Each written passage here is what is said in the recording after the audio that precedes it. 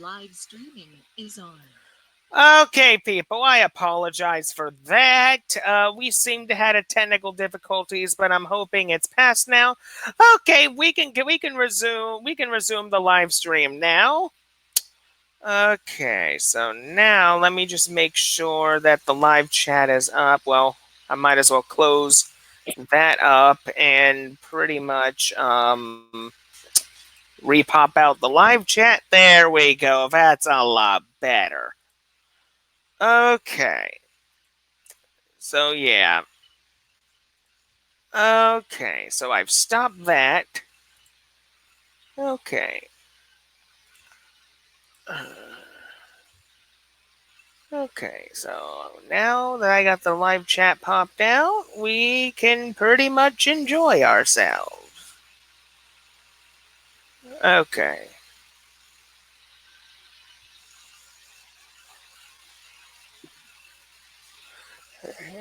Excuse me 1 minute, please. Be right back. We'll be right back after these messages.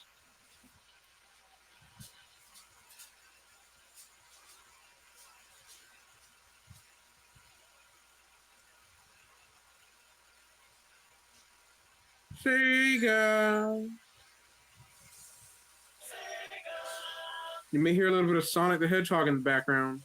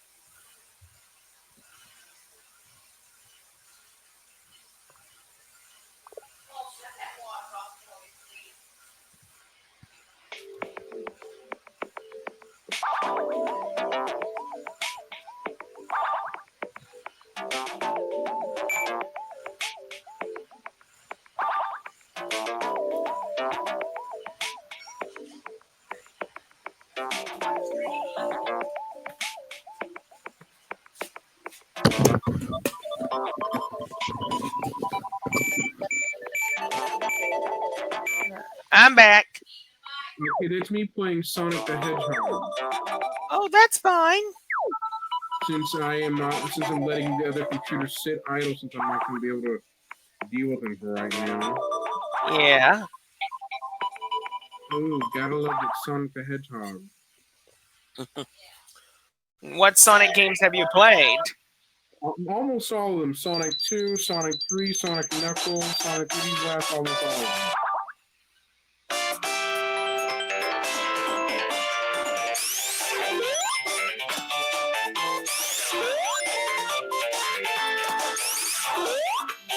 Each one is very well. Okay. Can you hear it in the background? Oh, I can hear it just fine. Okay, since I'm kind of at my wits' end, stuck on what to do when Windows 7 goes out of date. I know. I mean, a lot of people are worried about that. Hmm. I'm pretty sure when it comes down to it, you'll find a new operating system that specifies your needs. One, it can do Windows 10, but the SSD inside of it, 16 gigs, is not large enough to hold it all. Yeah. So I'm kind of stuck at that option. Mm-hmm. I'm locked out all over the place. Yeah.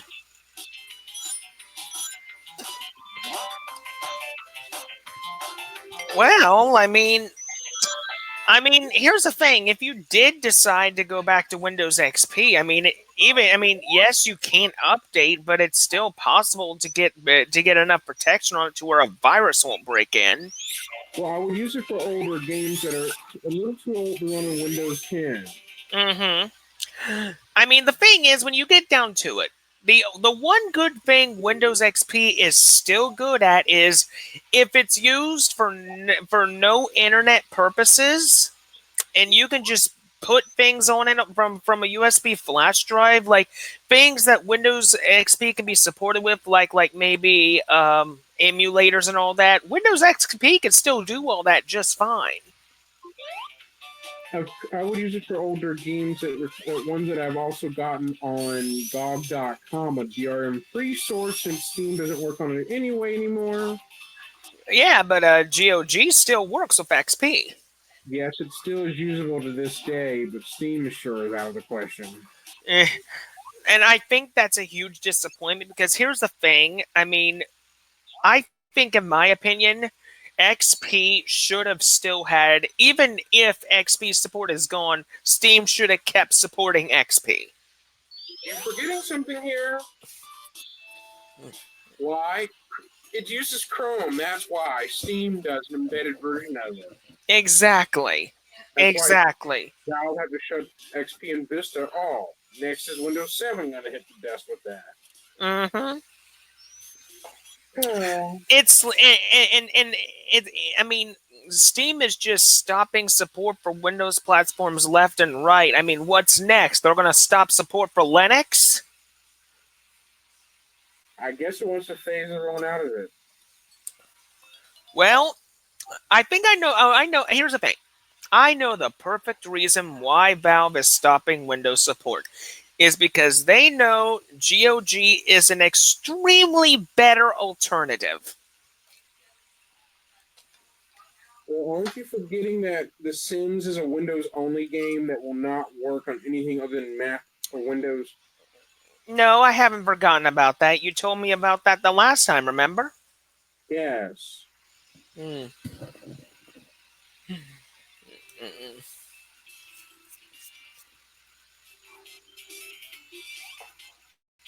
I'm aware I told you about that. I think it was in the last open chat, actually. Yes, I was just giving people alerts that using certain games that are Windows only kind of stuck. Mm-hmm. And React OS isn't one of them right now because it's still been in development for over a decade. Yeah, React OS. I'm gonna be honest and blunt. It sucks. It tastes like rubber. It it's like this is how I see React OS. It's like Windows 98 and Windows 2000 had a baby, and that baby's React OS. I see. Okay. Alright. Roleplay, puzzle, simulation, sports, arcade. Let's go arcade. What games? Ooh, Nexus. I like that game. Ooh, Quake Free Arena. Nice. Oh yeah, this is the launcher, but you still need the Quake Free Arena data. Nice.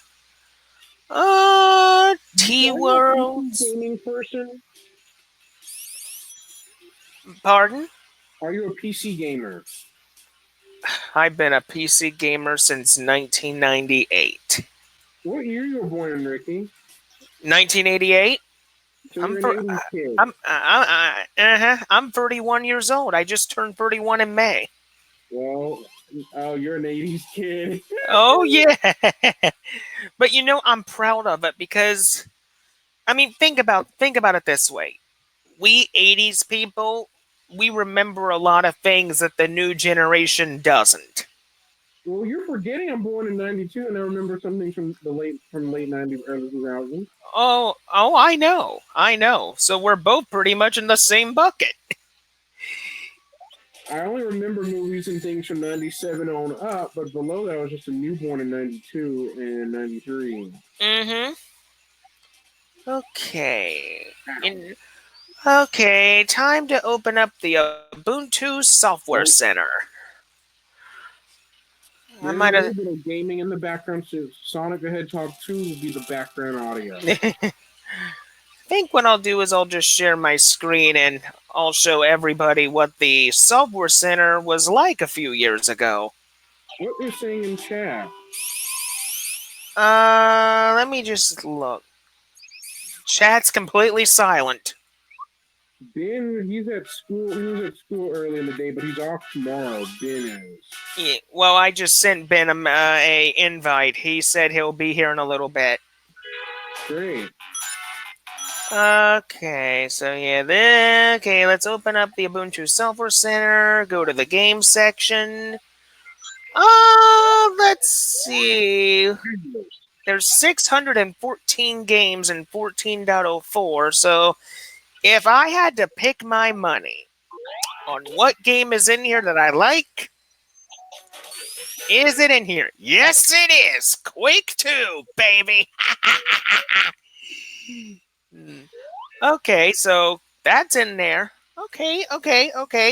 What about Super Tux Kart? Yep, that's in there too. Okay. Let me think. What else could be in here? What else could be in here? Something that I remember. Okay, what about maybe Hexen 2. Okay, what does it say about Hexen 2? Okay, Hammer of Furion is a Hexen 2 engine. This package will run the original Hexen 2 game, Port of Prometheus, mission. Nice. Okay. Now let's look ZSNES. SNES Simulator. Yep, it's got that too. Okay, what about wine? Nope. Okay, so it's Well, not. see, there's already a security problem in Linux right now involving Unix servers. That is really interesting information you just said. I found out on Google now when I was getting ready to jump on Google, it came up showing there's a problem in Unix Linux servers currently, a back door. A back door. Huh. Yeah. Hold on. Let me give you a way to. Let me pull it up on my phone. Yeah, you've got to read me this article because I'm very fascinated by back doors. Let's see. Cisco has a switch router issue. There's a lot of issues I spotted. Opera has a new version out. Hold on. Um,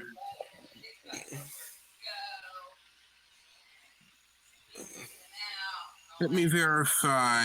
Hold on. Hunt for it. Blizzard's having an overcrowded World of Warcraft Classic servers, like an overloaded server connections. Wow. Yes, and U.S. carriers are blocking robocalls for one. Heat is causing UPS workers problems health wise. Oh my God. There's different issues I'm spotting. One involving the Linux and Unix server problem. Hold on. GameStop's having massive layoffs, massive employee fireouts. Oh, that is not good. And So they're one of the biggest game stores around. hold on, let me search for that article about there is a backdoor spotted in utility for Linux Unix servers. So this backdoor is for Linux servers only. Linux and Unix servers. Yes, there's a backdoor that is found called Webmin. Webmin has a flaw that enables attackers to get through the back door to cause trouble. It's been nearly a year before it was found. But it has been located. Yes, it's been spotted. Okay. Or has the Linux community even taken any type of precaution into getting rid of the backdoor? This from the article by Threat Post. It says to build process use only checked in code from GitHub. It involves GitHub and all of that. Let me send you a link to read. Okay, thank you. You're welcome. The Threat Post article will tell you a little bit more than what I can give you. Okay, because if this backdoor is a serious issue, I want to bring it to attention in a Linux report. This does only occur in a Linux Unix server only, so it wouldn't be in a home user. Not unless you're running a home server. There you go.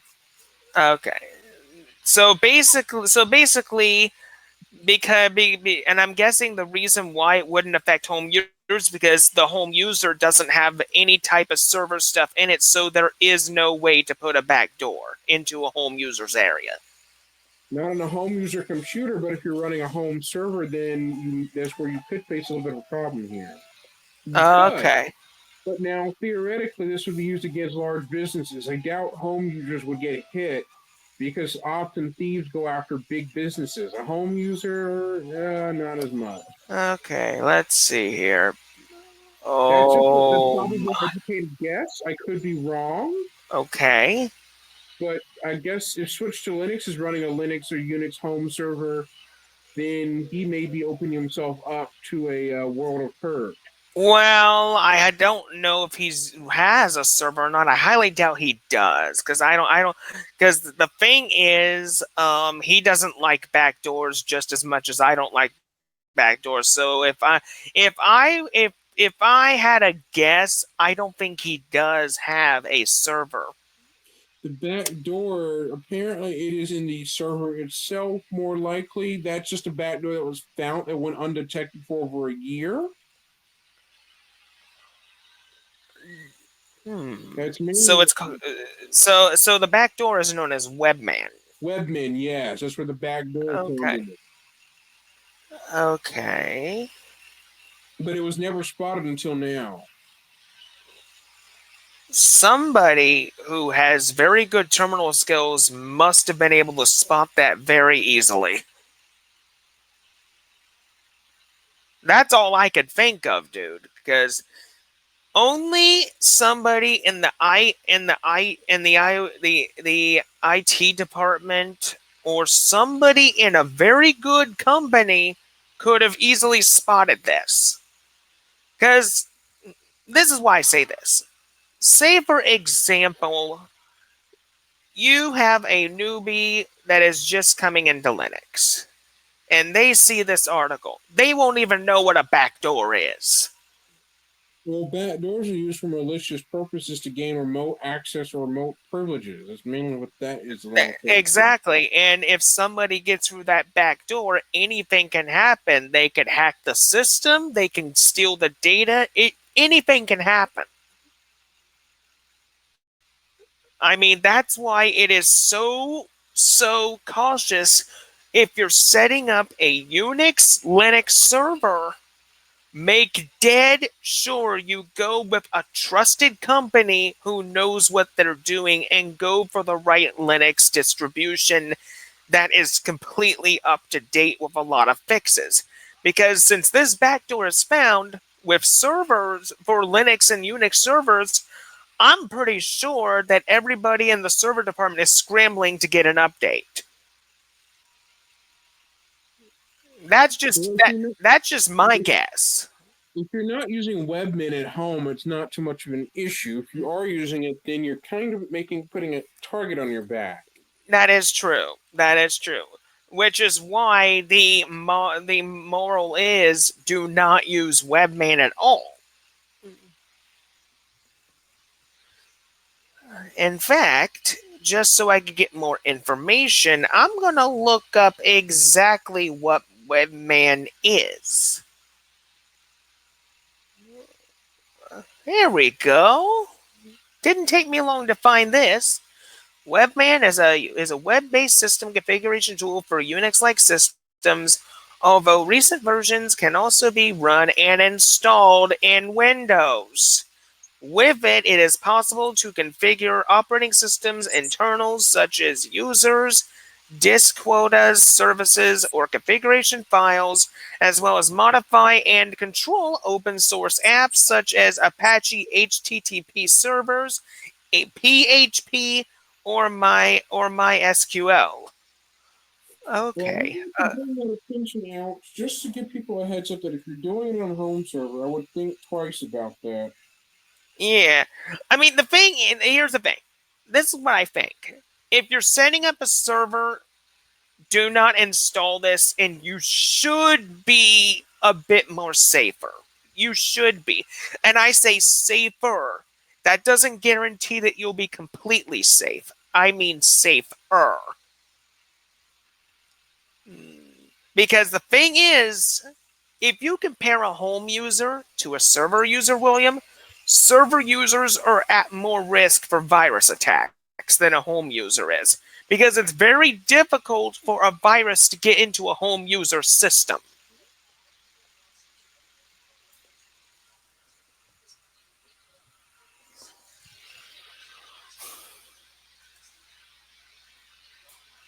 Hmm.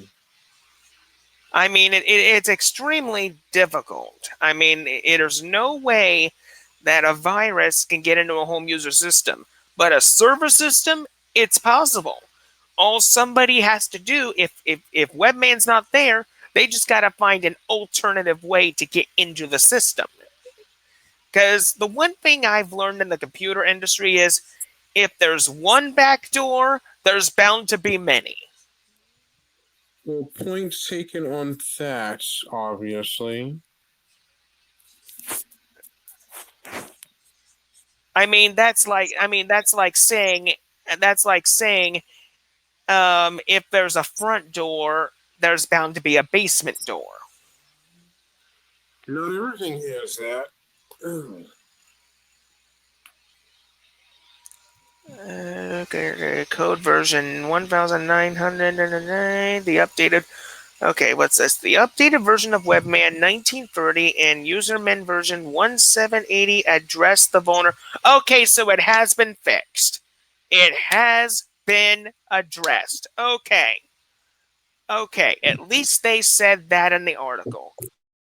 An updated version of Webman 1.930 and Userman version 1.780 address the vulnerabilities.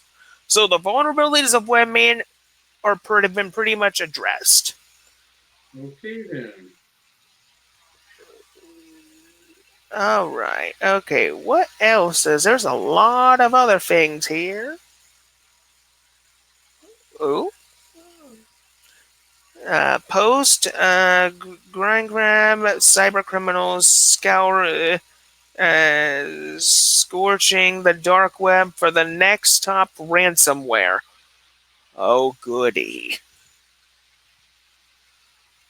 ransomware. Then that's the last thing we need.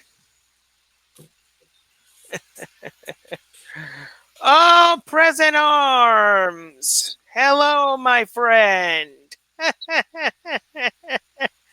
How you doing? Anyone reading the chat? Yes, I was too busy reading the article, Present Arms, and I just got back. Okay. Won't know what Webman is unless you're running a server. You don't need Webman. Probably patched by now. Webman version 180 released a backdoor that could allow someone with knowledge of it to execute commands as root. Versions 1900 to 1920 also as it contained a backdoor using similar code, but it was not exploitable.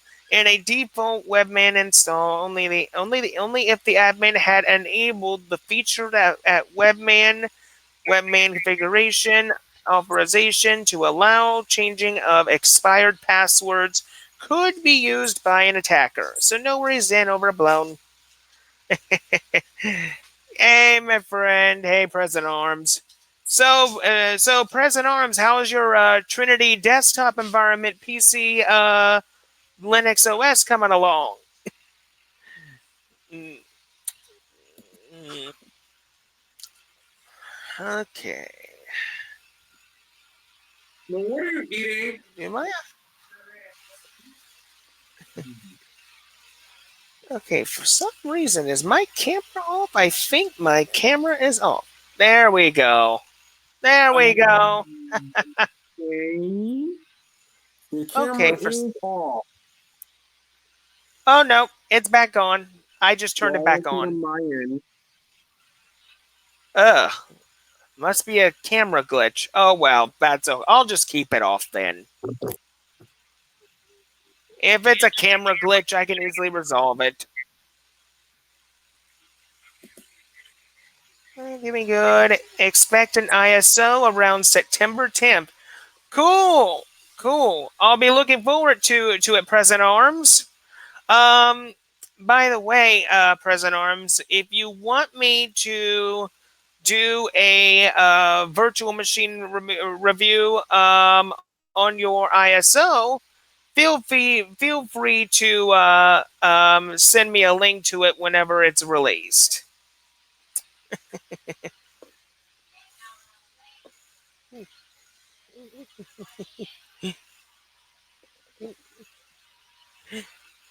Okay.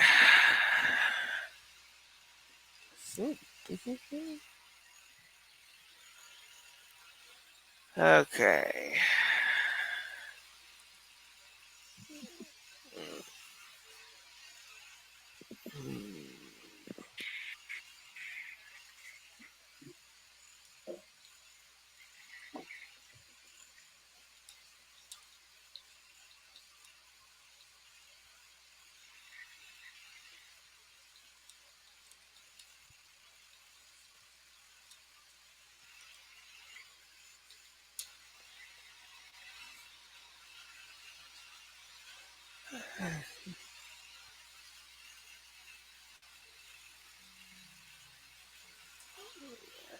Okay, will do. There'll be a tool that will automatically install VBox guest editions. Sign me up, man. That's a great idea you got there. Automatically install VBox guest editions? Perfect. Before or after an install? That's even better. Okay. Okay, let's see if I could find. I'll just bookmark this article for later on. And I think what I'll do now We'll is be I'll back just go to the. shortly. Okay. I think what I'll do now is I'll just go to the Verge and see what news we have for tonight.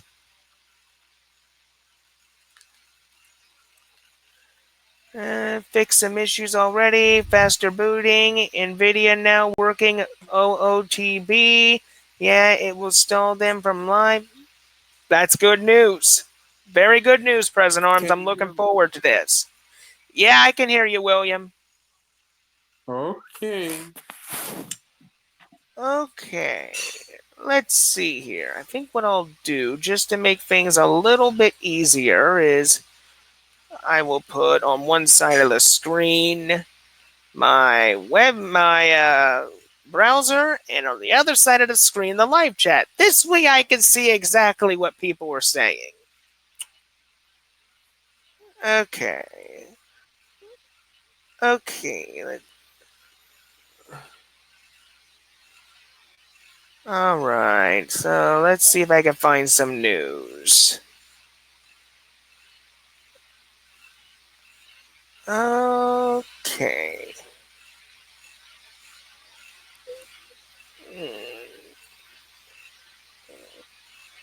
Oh, here's an interesting story. If you attack a robot, it might photograph you in the act. Ouch. Well, that is an interesting statement. If you attack a robot, it might photograph you in the act. Huh. Picture taking robots. I don't like hearing that.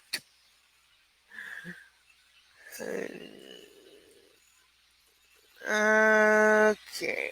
Might as well just see here. Oh? HP has a new CEO? Oh, who is this gentleman? Okay. HP Incorporated has announced the CEO Dion Wester will be stepping down due to a family health matter and will be succeeded by,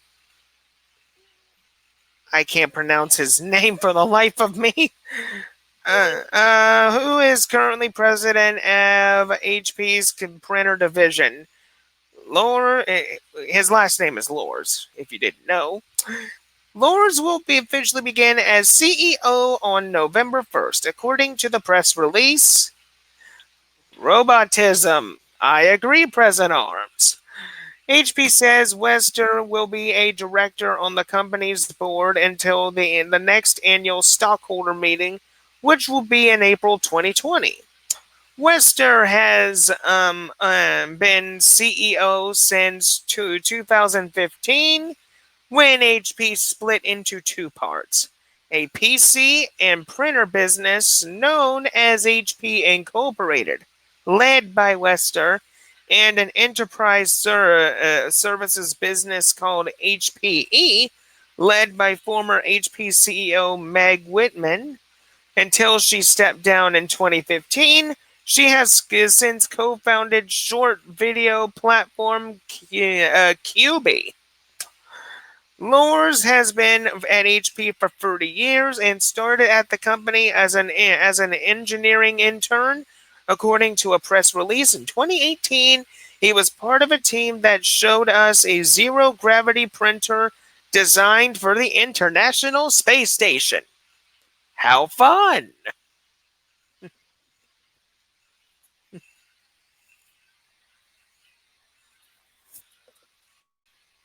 Ooh. Look up Google Chromebooks end of life. Some people are not happy. Oh, thank you, President Arms. Now you just got that. Okay. Let's look this up here. Google Chromebooks end of life search. Okay. Let's see here, folks.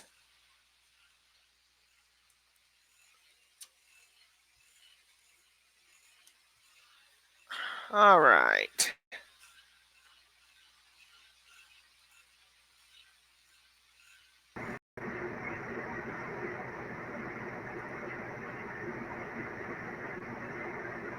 Okay. Finally, my webcam is working again. So, what do you all say we look at this? I believe President Arms, is this the one that I need to look up? Auto update policy.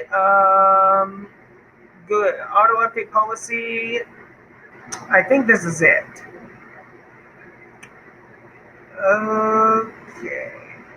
At least I think it is.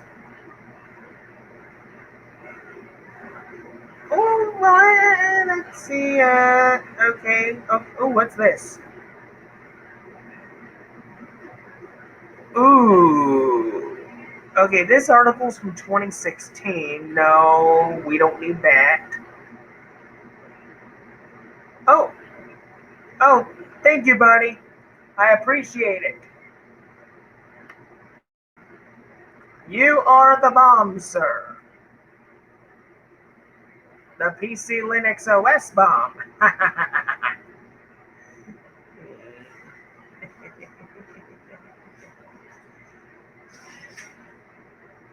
Okay. Okay. Let's see here. Oh, and we just found it.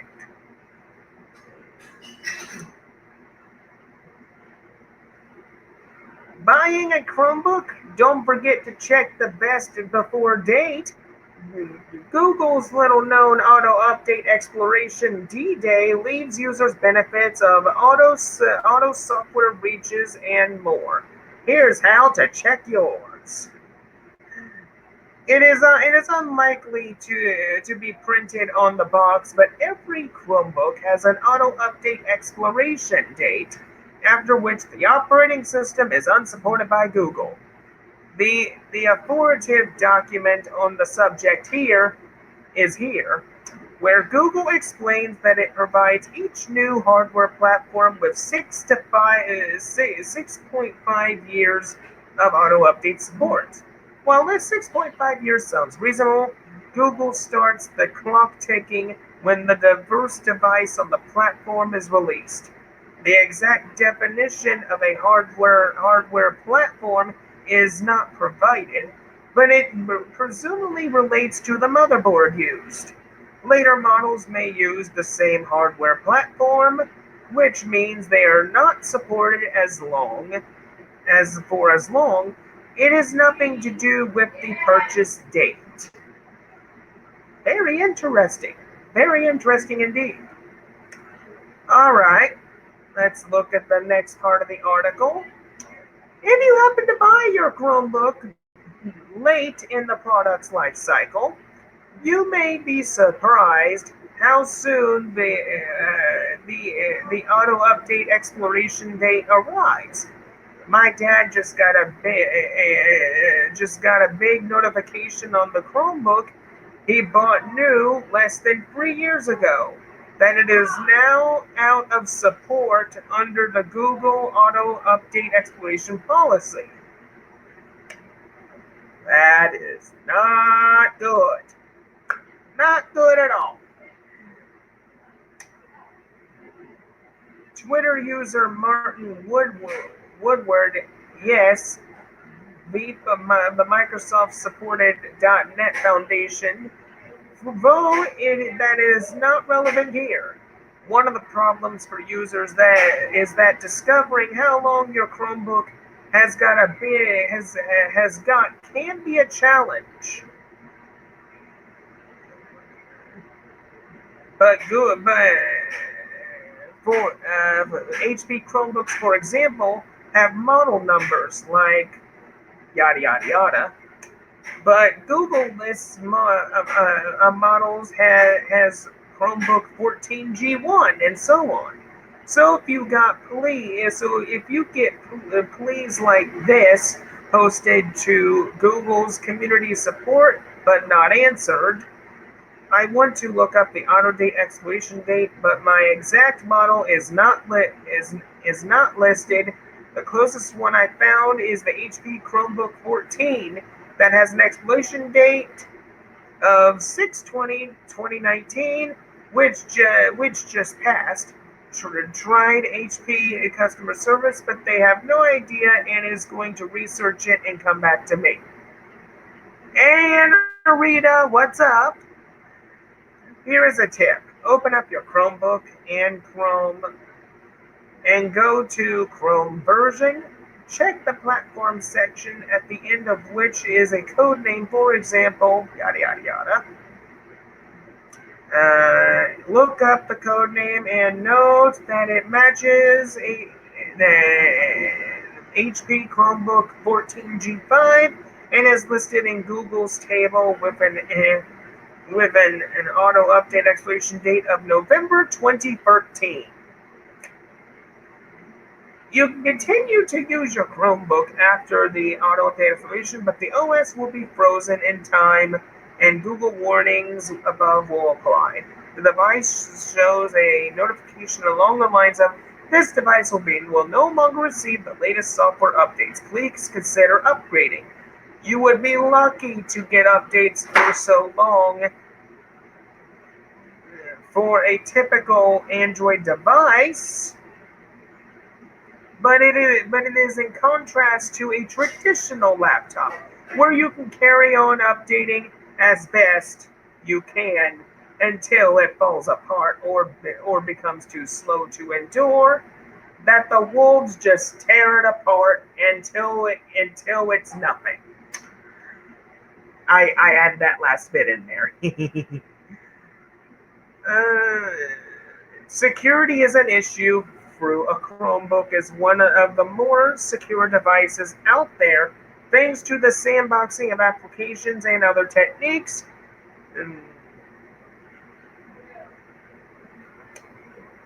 Let's see. And so it is less serious. It would be for, say, a Windows PC.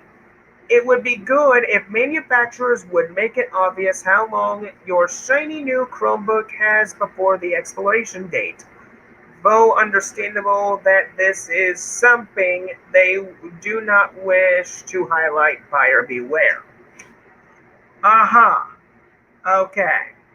I will say one thing. This auto update thing is very, very concerning because, in my opinion, if you have an auto update expiration date, it needs to expire on that exact date, not a few years earlier. That is why I'm thankful I don't have a Chromebook and I'm using all these Linux computers, including Ubuntu 4.04, that's still functioning even after Ubuntu 14.04 has lost its support. I still don't know how I was able to even pull this off in the first place, but I ain't complaining. Okay.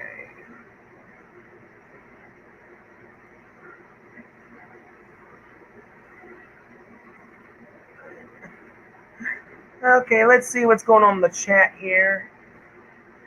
Not often I say something good about Windows, but at least you can throw on an up-to-date Windows on a 10-year-old machine. Yeah, I agree, Present Arms. I agree. I wish my cell phone, tablets, and stream media players were wonders. And so would I, Anna Rita. So would I.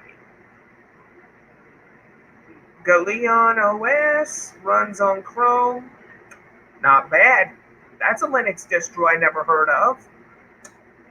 Very big. Galeon OS. I may have to check that out.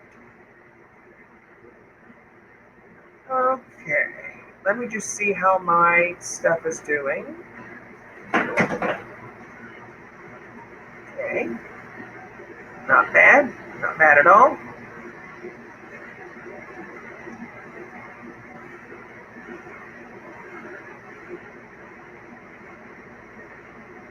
There. That's better. I had to get the microphone a little closer so you all could hear me better.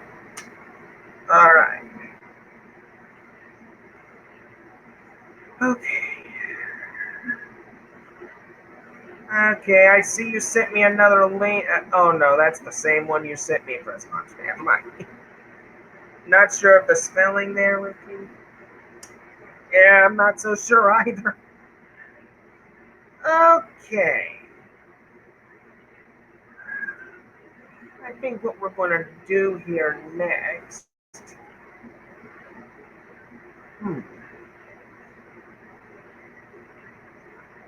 Let me just make sure my camera is doing good.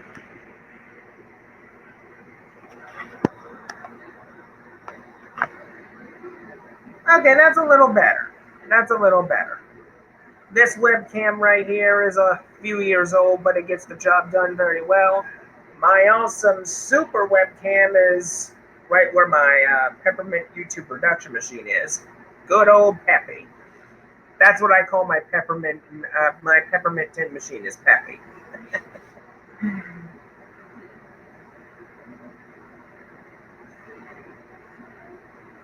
Okay.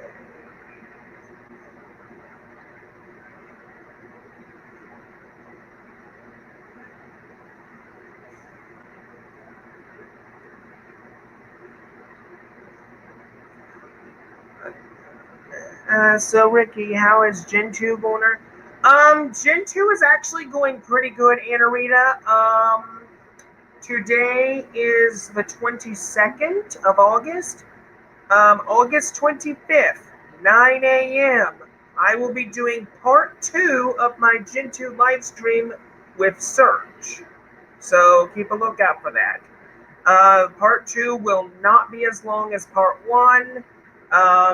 Gentoo is basically ready to go in terms of setting it up. All I need to do now is just install a few other things on it, open box, and it'll be good.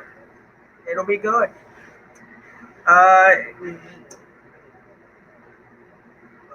Galoom OS. Okay, thank you for for showing me the correct pronunciation. Galoom OS.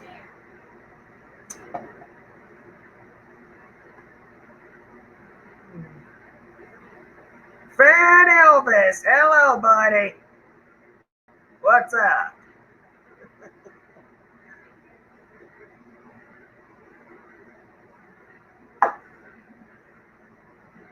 Welcome to the Ubuntu 14.04 party.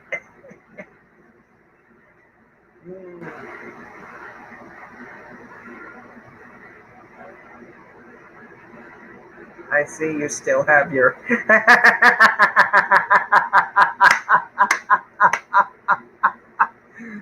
Very funny, Anna Rita. I like your jokes. Like your jokes.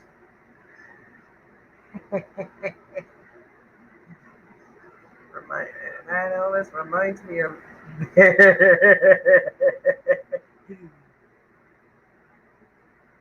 UK soap.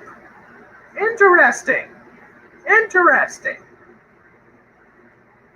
Okay. I think what I'll do is we're gonna have a little education right now. Okay, I'm wondering what kernel 14.04 is running. So uname -r.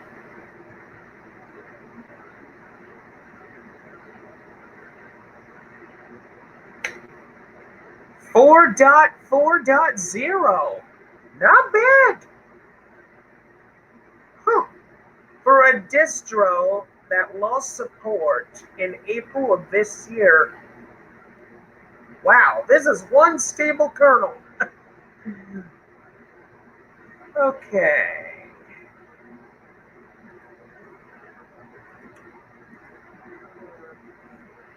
Yep. Yeah, that's right, President Arms. The operating system on right now is Ubuntu 14.04 LTS. A little old, but it works.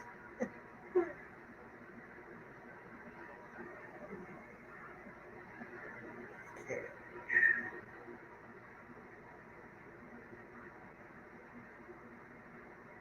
I only run and use Linux Mint XFCE and MX. Oh, Anna Rita, I love XFCE. XFCE, that was the first. XFCE, for those who don't know, when I first got it, when I had my very first taste of modern Linux back in 2008. No, not 2008. 2018, possibly 2017. Peppermint was actually the first modern Linux distro I tried. It was very stable. I loved it. Many years before that, sometime between 2008, 2010,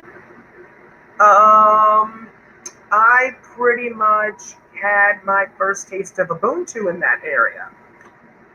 I believe it was Ubuntu 9.10, which is it was laggy. It just would not work on my hardware at all. The computer I had back then only had 2 gigabytes of RAM. Try getting the Linux distro to work on that. And plus, the computer I got was cheaply made. Cheaply made. It came with Windows Vista. Okay, you name it, or let it come to me. Nice. Hate trolling. Love LTS. Or should I say stable? I love stable too, Anarita. Stable is my favorite thing. Oh, hold on a minute.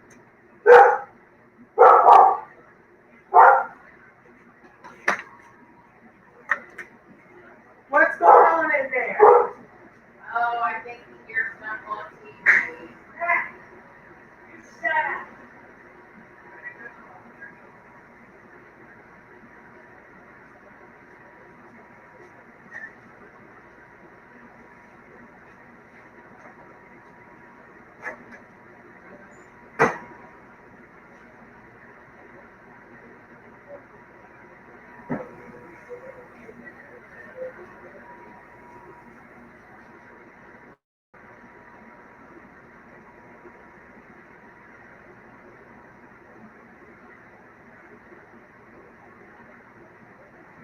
Yeah.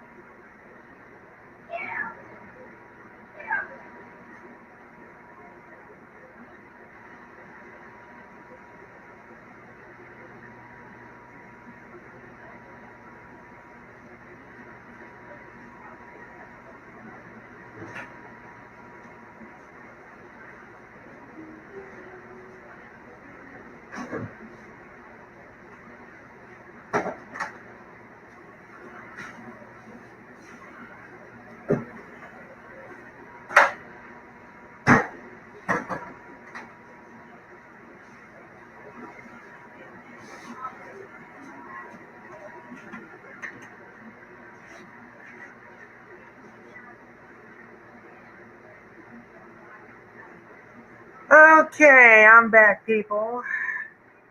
Okay, let's see the comments here. Darn, nearly new kernel time then. Long term 4.19.67 is latest LTS. I only went up to Linux and to Windows 8.1, then said rip Windows and hello Linux. Yeah, well the thing is, when Microsoft makes Windows 10 a surveillance engine slash data collection thing, you'll want to go to Linux. This has been stable for 4 years and counting. It's been through a lot of kernels and 3 versions of Trinity, plus all the GCC and glib updates. I went to Windows 95. Just I haven't lived in Windows since then, although I've tried every one. Oh crap! I don't blame you, President Arms. I don't blame you. I don't update kernels, not unless I really need to. If not, use the kernel that came with the distro. Keep it simple. That's true, Anarita. That's true.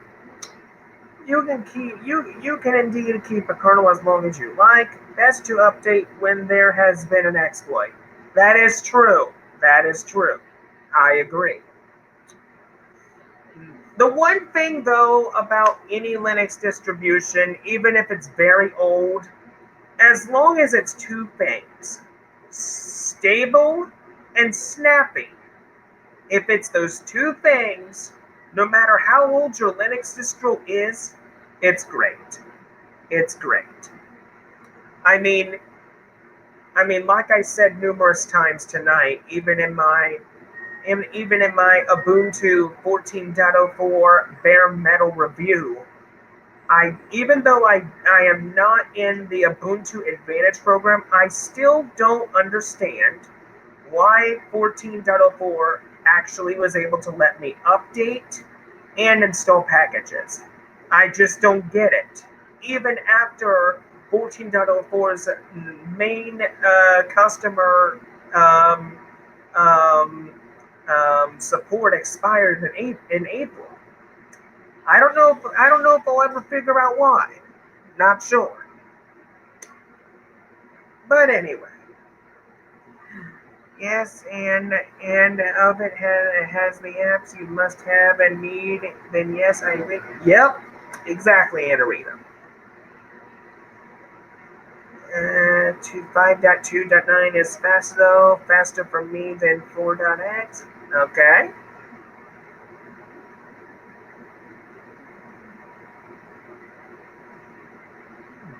I wonder what's going on Distro Watch right now. I think I'm gonna take a look see. Distrowatch.com. What is released? Linux hyphen next. Okay. Ooh, we got a few updates. Beautiful. Netrunner 19.8 is released. Based on Debian, version 5.14.5 of KDE Plasma. Yeah. Switch to Linux. Hey, Tom. How you doing, buddy?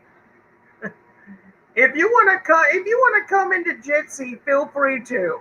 The link's at the very top of the live chat. Anybody can come in here. It's a 14.04 Ubuntu party. We celebrate and we celebrate and have a good time.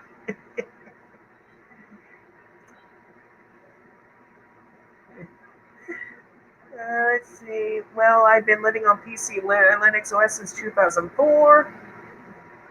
I flirt with other distros though.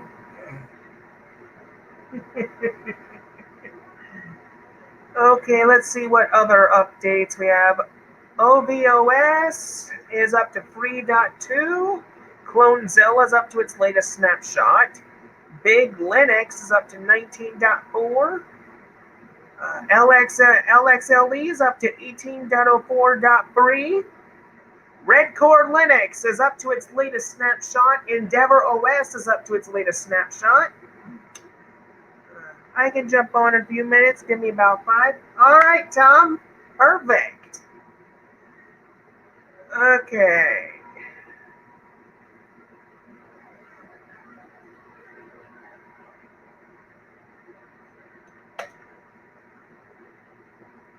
All right. Okay, now as for packages, Samba is up to 4.10.7. Sorry. IceWM's been updated. Shotwell, Tor, Opera, VLC, Apt, Apache Tomcat. The Linux kernel is now up to 5.2.9. I'm up to my latest snapshot. Nice. MX is my MX Linux is really stable.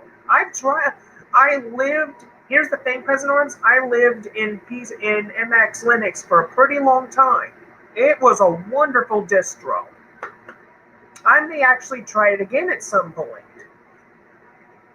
Okay. What Linux news is on DistroWatch's headlines?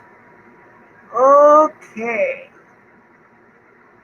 Ubuntu claiming ZFS support en route. Nice. Okay, latest reviews. Manjaro Linux 18.0.4 XFCE. What version? Let me look that up for you, President Arms. Okay. Let me just see. No, I did not want to download IceWM. I needed to know what's in the version. Where's the release notes at? I'm on IceWM's website. Come on. Where are your release notes at? Okay, maybe it's main pages. Maybe.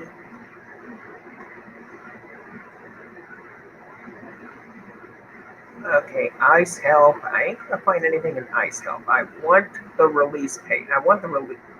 I want the. Okay, if I ain't gonna find it on the website, I'm gonna. Let's see. Ah, here we go. There's the GitLab. Okay, I'll be able to find out what I know here. Okay. No, I'm not. Apparently, and here's the strange part, they still got an older version of IceWM on the GitLab, 1.4.2 for some reason. That is very weird.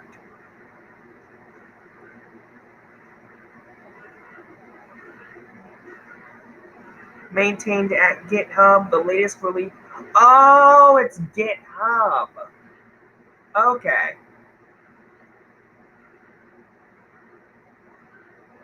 GitHub.releases.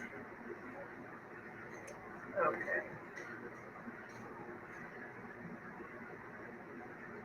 Where is the... Ah, okay. Come on. Is it that hard to find the release notes?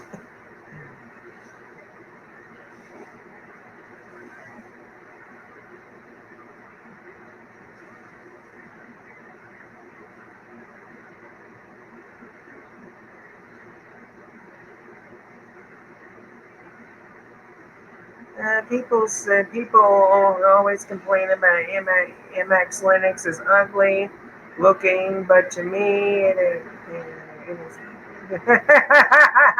because it does not have the bling which I call BS. That's funny. That's from IceWM's icewm.org site. Okay. The rest can go. Well, a bit of Compez. Okay. Okay, I'm gonna make this easier. Okay. IceWM 1.6.1 release. Ah, here we go. Thank you, Google. You always come through for me. Okay, releases. Perfect.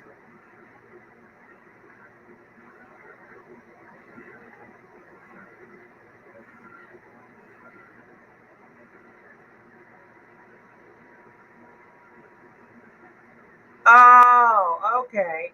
Hold on. I will repost the link in the, there you go, Switch. I reposted it. Okay.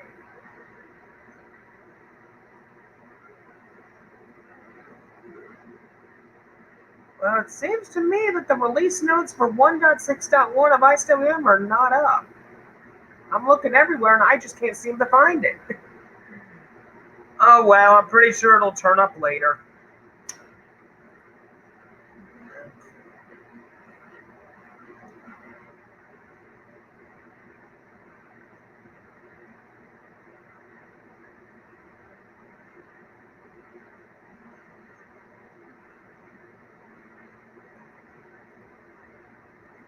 Hold on just a minute, guys. I'll be right back. Oh, well, I'm pretty sure it'll turn up later. Greetings. How's it going? Oh, I'm doing good, Tom. Just having a Ubuntu 14.04 party. Nice. I But will it run on my nice new computer over here? I got to show you this beast. Give me a second. New computer. Oh my god! Look at this bad boy. We got me an HP Pavilion A310N. This thing's got 256 megabytes of RAM in it, baby. Holy crap! Holy crap! 200? 250, so that's megabytes. Wow, that's a nice amount of RAM. No, it's not. I'm just joking. Hey, man, we have a 3.5 floppy.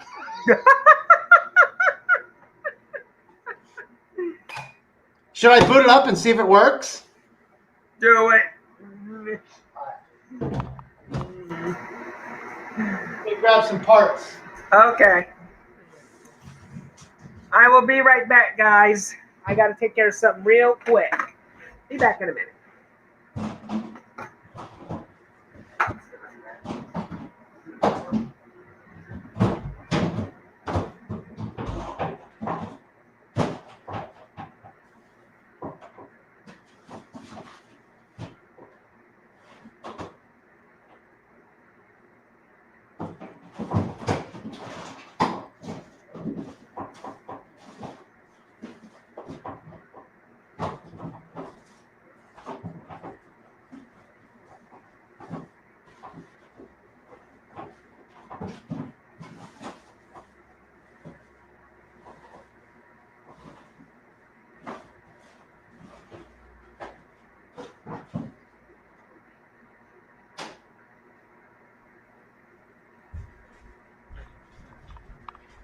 All right. Well, still looking for a mouse. I should have a wired mouse right here somewhere. I don't know where it is. But let me scoot this over. No. Boot you down a little bit so that I can kind of follow up on the stream over here. All right. Hey, DT, how's it going there? Yeah, XP struggles with 256. I will not be surprised. All right.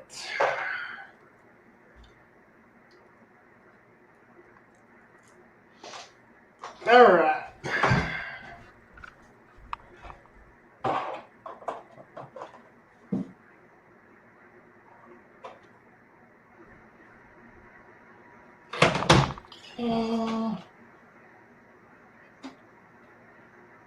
I have USB 1 ports back here.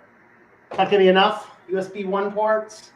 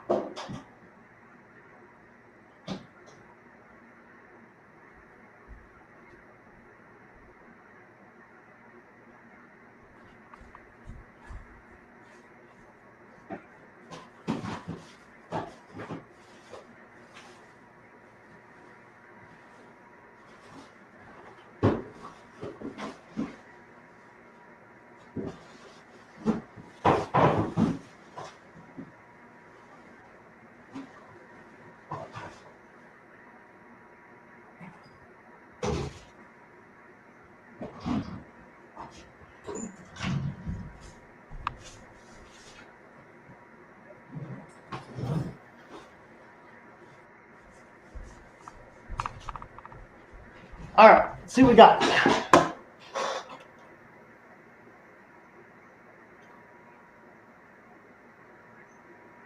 Not sure it works.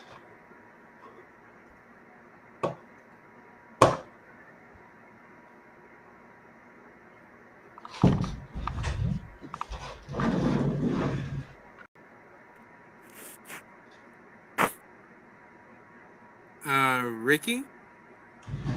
Hey, he stepped aside. What's going on? You're Tom. Hi, Tom. Uh-oh. I wasn't expecting to hear my opinion, Tom, on about how you're against some stuff and collecting information on you. Yep.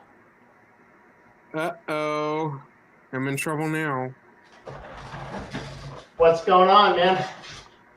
I wasn't trying to criticize. I was trying to say, Tom, that I was scratching my head to why you're using YouTube and Google products, even though you're against data collection. I have addressed that on a lot of videos.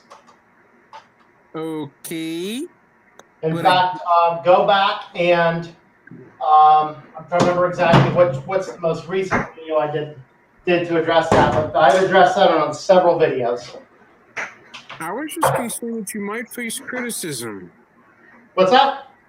I was concerned you might face criticism. No, I'll just correct you. So it boils down to this, right? If you want to go ahead and tell somebody about the dangers of the privacy errors and things like that, you got to be where people are, right? So, and the thing is that I only use Google services for the business end of switch to Linux. I don't use Google services anywhere else in my life at all. And the computers are isolated on completely different computers, so there's really no background connections to my life. Okay, I'm I back. see. I always end up praying I kind of feared accidentally that if I say something that may be taken the wrong way, it could cause people to be very unhappy with me. Go ahead and say it. I'm not trying to criticize anyone. I'm just scratching my head at the different things involving information privacy that's a little bit beyond my understanding. Like what do you mean? Like the fact that people may have an issue with certain services gathering information on who the users are, when in reality some of it is required as a trade-off. Well, it's very simple. If it's required as a trade-off, then why use it?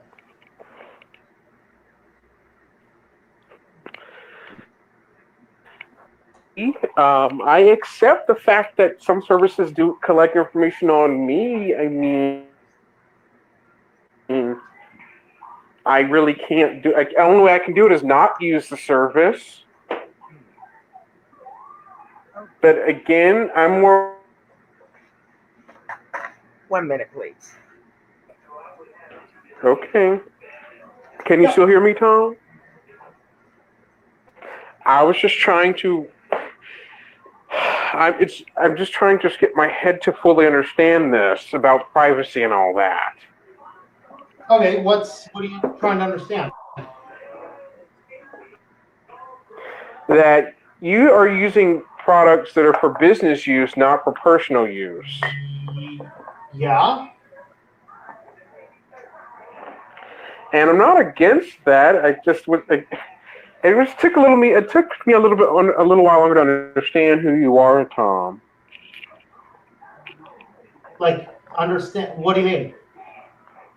To understand your opinions about privacy information and using things that won't spy on you. Yeah, in general, I don't use anything like that. Outside of the utilizing YouTube for telling people about the dangers of things like Google services and things like that.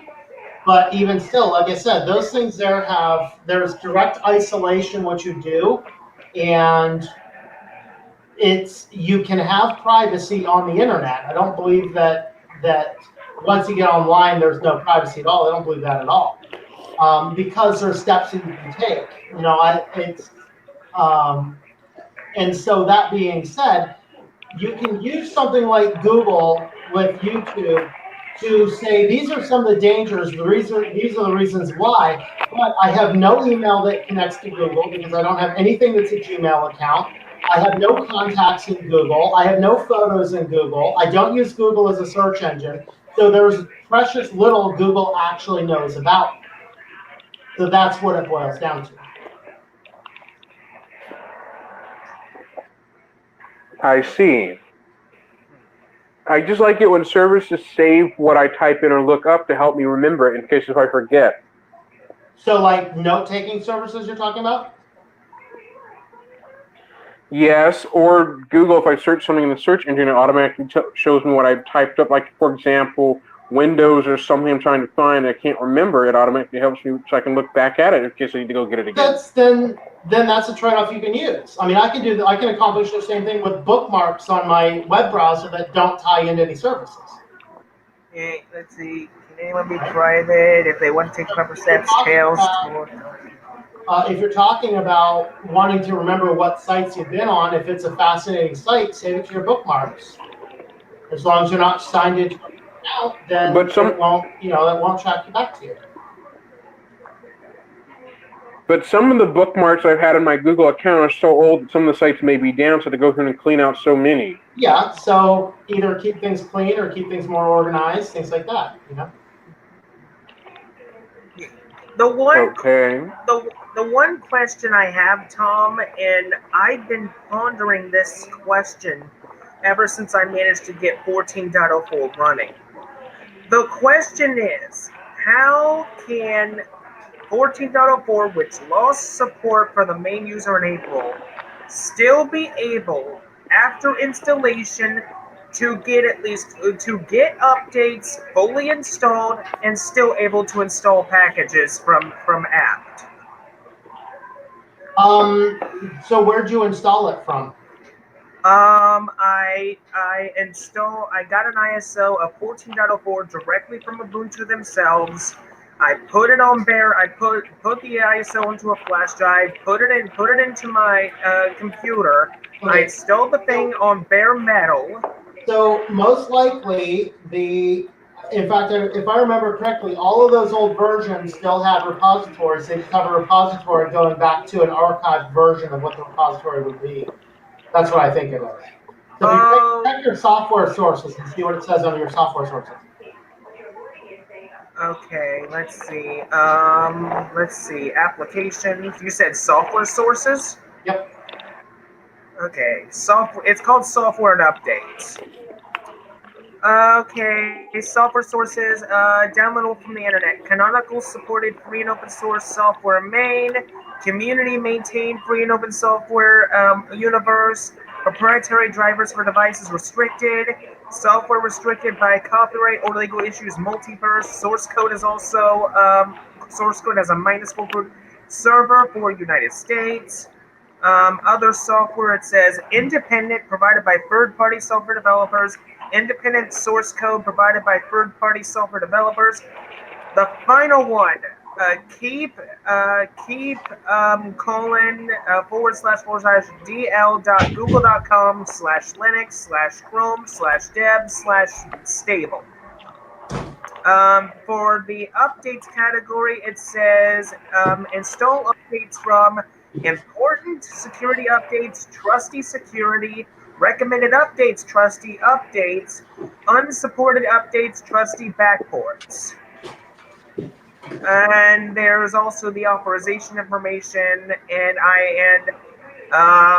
additional drivers tells me nothing. So, okay, basically what I'm thinking is there's an old archive inside 14.04 even after the support is expired to where it'll only get anything out of repositories that is from that particular archive.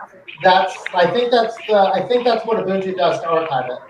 So basically, if 14.04, even though the update servers have not shut down, the only places that they are shut down is for future packages and stuff.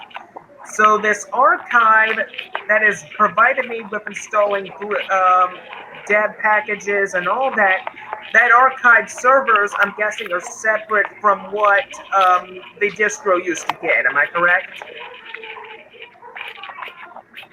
Hold on a second.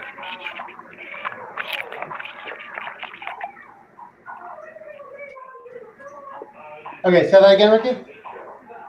What I'm saying is, if the updates after installation were successful because of this archive, that's the only reason why I am allowed to sudo apt-get install a package from the repository is because all the old repositories are inside the that archive.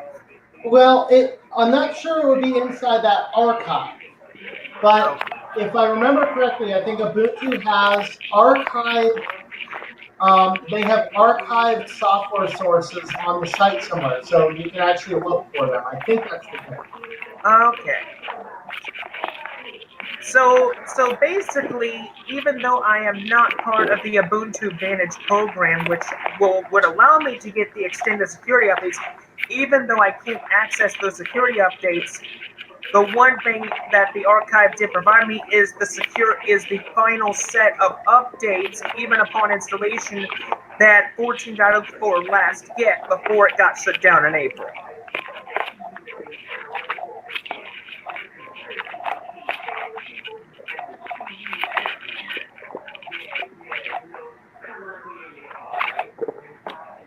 Okay, let's see what's going on in the chat here. Man, work. Where's Ben? I messaged Ben. He's not home yet. He said he'll be here soon. All right, so it appears as though we either have some issue with the system or some issue with the video card, and it's just not working. So sad, sad, sad. Oh. What's wrong now? Oh, I'm just seeing if this old computer circa 2005 will actually boot. Tom, are you insane for trying to use Linux on an old 2005 computer? No, it's just something somebody said, hey, I have this laying around, and I said, let me see what I can do with it. But, Well, if I'm correct, since it's in 2005, is it 32 or 64 bit? my guess is it's probably 32. Okay, then that means since it has around 2 gigs of RAM, the 32-bit the version of Linux Mint should work with it. No, it has 256 megabytes of RAM. That's low. But the problem is, it appears as though there's some hardware issues with it because I'm not getting any signal to the monitors. Does it work on the internal display? It's a desktop. There's no internal display. Oh. So I'm guessing the hardware for the video out is toast. Yeah, there's a separate video card on it. Oh, hold on. Part of the board power supply is not connected. That's why. That'll do it. The main board power supply is not. Oh wait, hold on. Does this have a board power supply? I'm not sure. This actually has a separate board power supply. I see the 14 pin. I don't see anything else. I got this guy, but that's usually what powers the video. I don't see a spot for it. Oh, there it is. Found it. The one thing that's going to be interesting is once Windows 7's support expires in 2020, I'm wondering, even though you'll be able to still use Windows 7, I'm guessing just like with XP, if you need updates, you have to manually get them from somewhere.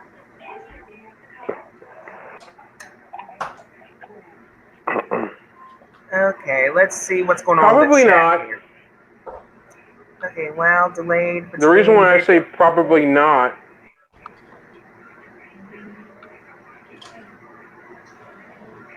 Can I explain? Sure, go right ahead. I'm just reading the comments in the chat. Probably not, because the fact that the updates from somewhere is only held on Microsoft servers. It's held on their server, so it's inaccessible. Okay, that is true. So there's no way in the world they would release those updates out in the wild, because if they did, it would enable cyber criminals to reverse engineer to make exploits for. Oops.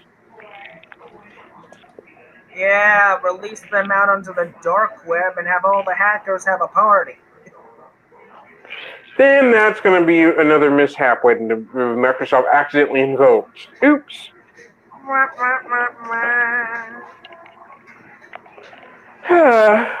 Again, here we go again. They'll invoke another accident like they did. Hey, we have processor fan spin now. Oh, that's wonderful. Oh, hold on, it stopped. Well, how you doing, DistroTube? Okay. DistroTube, hi. Hello, Michelle Valentino. Welcome to the chat. Is the 14.04 with or without ES? I think it's with. I don't use. Since I'm not in the Ubuntu Advantage program. I don't have the ESM. But the distro works just as fine. And the one thing I like about 14.04 is it does give me an option to upgrade at some point to 16.04 if I choose so to desire. So I could upgrade automatically to 16.04 at any given time, but I'm not going to. Can we keep in the party?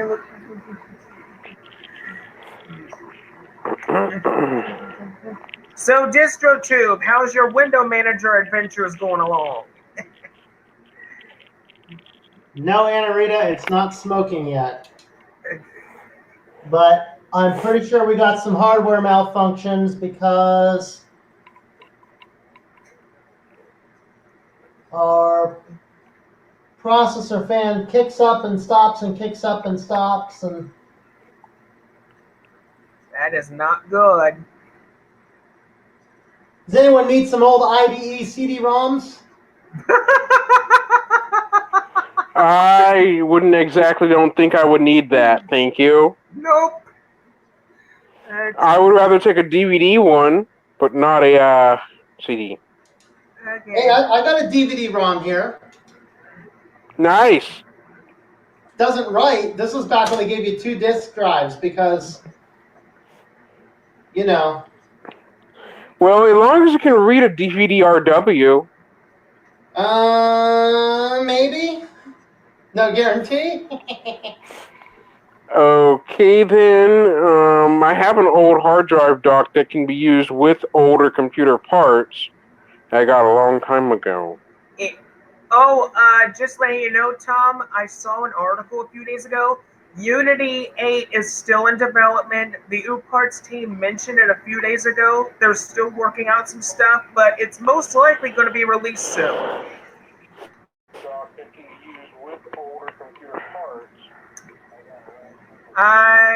William, I hear something in the background. I think it's some echoing. Oh, sorry. I turned my iPad. I have it on and turned down so I can see who's in chat. Oh, that's okay. Okay. Oh, Steve. Hi. Hey, Hi, Steve's very own. Yeah, I'm declaring it DOA. Dead on arrival. Ouch. So even if you gutted the thing, there's no way you could save it? There's not a reason to. So I'm guessing a trip to the recycling facility. Yep. I mean, the only thing in here that might be remotely useful is this 3.5 floppy, but I don't have a way I could read off of that. It'd be cheaper to actually just order a USB powered 3.5 floppy. Aren't USB floppy drives a bit faster these days? Well, they're I don't know, they're like $10. So how you doing, Big Papa Peppermint? Steve just stopped in to say hello. How you doing, Big Papa Peppermint? Tom, what kind of computer is it? Is it a Dell or what kind of brand is it? It is an HP Pavilion A310N. That's an old Windows XP computer. Yes, it is. Ew, an old XP computer. I was hoping it would actually turn on, but it doesn't. It's a brick. Yep. It's a very heavy paperweight. I have a Dell laptop. It's a Dell Latitude D6 or E6400 series. That's a business laptop made of magnesium. Uh-huh. I hear magnesium's a really nice for computer making. Well, I have the laptop behind the YouTube video on, and the door of it's made of magnesium. The whole. I'm sure it's probably made of aluminum. Magnesium is not something you'd build a computer out of. What did you say, Tom? I'm pretty sure it's aluminum. Magnesium is not something you build a computer out of. Bottom door on Tom is made of magnesium. I would find that extraordinarily hard to believe. When I took the. Just. Yes. Speaking from a chemist perspective, because magnesium is extraordinarily electromagnetic, it would literally attract everything that's metal around you, and it would probably have a very good chance of frying any disk that came near it. 256. Panel door on it, right? When I took the back of it off, it said 256 gigabytes of RAM. Not bad, Present Arms. I go for it. Hey, man. Crank Looks that like it has 2 RAM chips. So if anybody wants to fight over those 2 128 megabyte RAM chips, hey, man, I might be selling them off as an auction. So, Tom, on your Linux history, when was the very first time you ever got to use Linux Mint? Mint? Probably. This is the computer I've got. Repeat that again, As Tom. you can see, this 2016. Oh, we can't see your screen. Yeah, there's something wrong with your webcam. Oh, there it is. Can Oh, you see it? oh yeah, I can see it. Oh, it's a Windows Vista. Intel. It was, but it had Ubuntu preloaded on it, and I wiped it. From used to use these as a teacher computers, but they gave them away to be refurbished and gave them to low-income families. Is that a Intel Core 2 Duo? Yes, you got that right. The I knew it. battery. Okay. You may experience some camera issues as I'm using my cellular connection, so... Oh, that's okay. I don't mind. But anyway, the bottom panel is made of magnesium, Tom. Oh, man, I don't crack the panel on it. Oops. Oh, dear. The USB cable that it was on my floor broke part of the plastic out. Oh, no. Oh, my. So, failure. Well, as you can see, Tom, the bottom panel is made of, this part is magnesium. Have a look at it.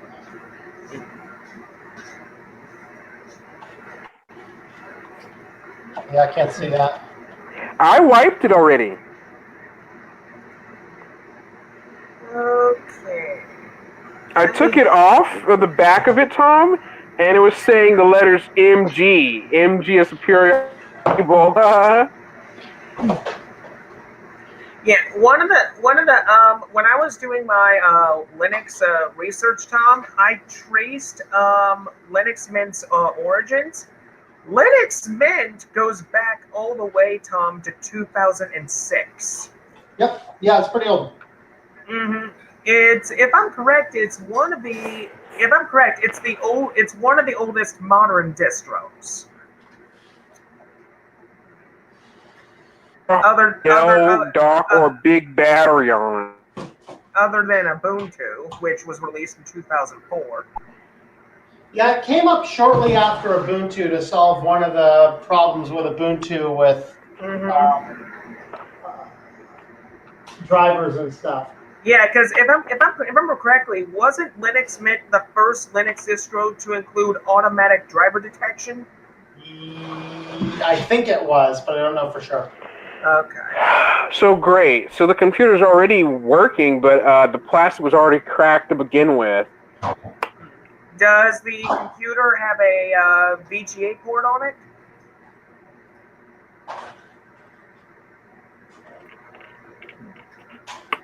Okay, 256 megabytes of RAM using 201 I'm going to take the old plastic off since it's already broke. Okay. Very nice, Present Arms. Already.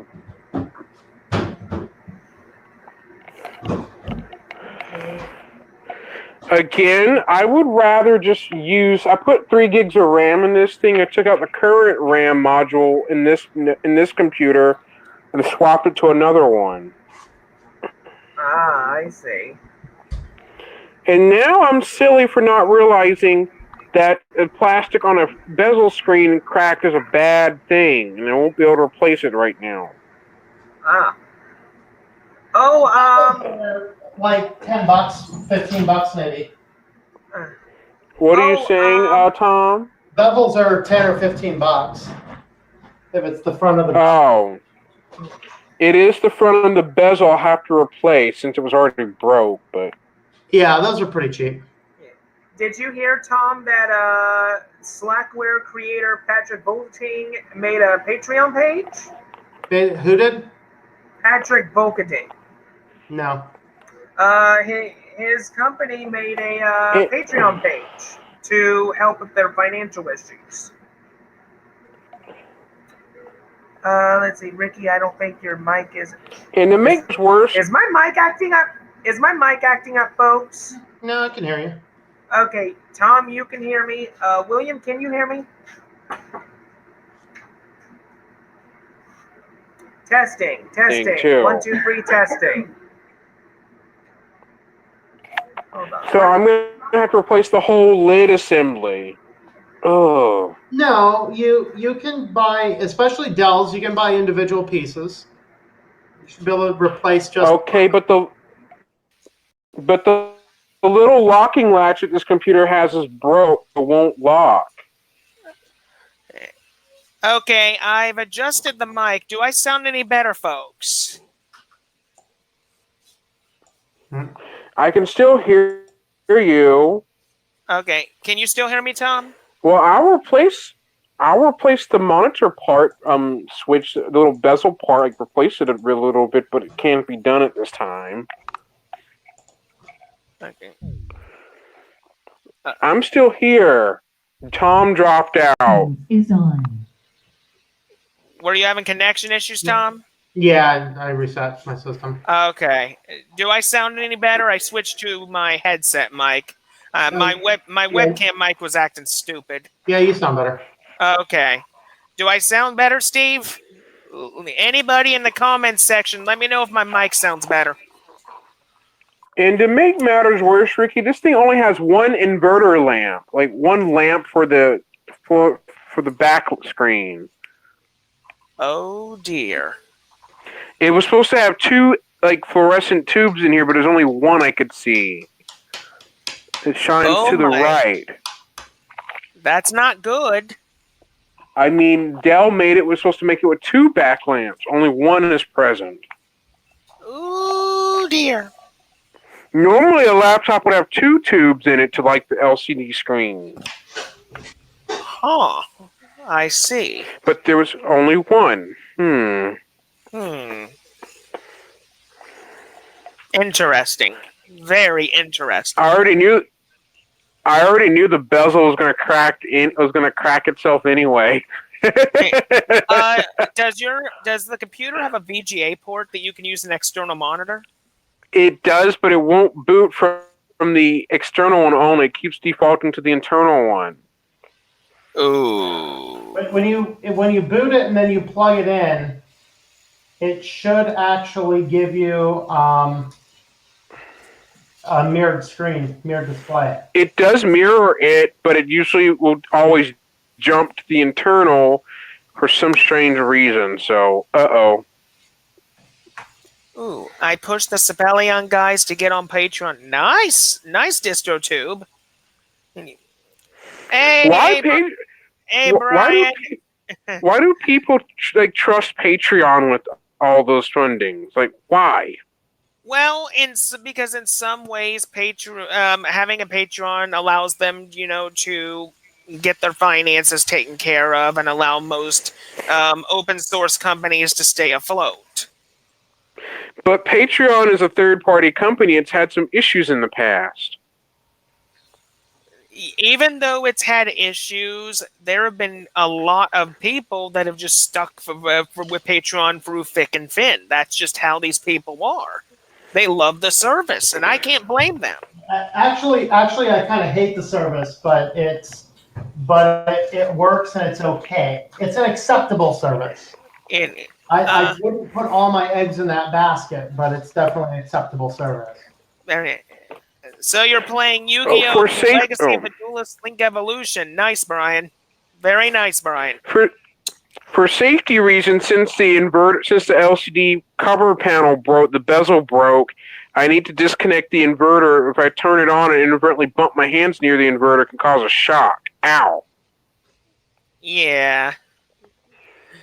I need to disconnect the front lid before I use it again. Otherwise, I'll hit that part and get zapped. Now, the one question I want to ask everybody in the chat and everybody here is, what was the one reason that brought each and every one of you to Linux? Windows 10 stupidity. That's a reason. That's what brought me here too, is because of what Microsoft was doing. I could figure y'all are not going to like Windows 10 anymore. Well, the thing is, here's the thing. It's not a matter of that. It's that I've never liked Windows. The thing is, the OS itself is okay. It's what Microsoft has done to the OS. If Microsoft wasn't so stupid and didn't put that integration and stuff into it, it would be better. I mean, in terms of stability, is Windows 10 stable? Of course it is. If you I don't know. I would say Windows 10 is less stable than Windows 7 because they keep having these borked software updates that screw things up.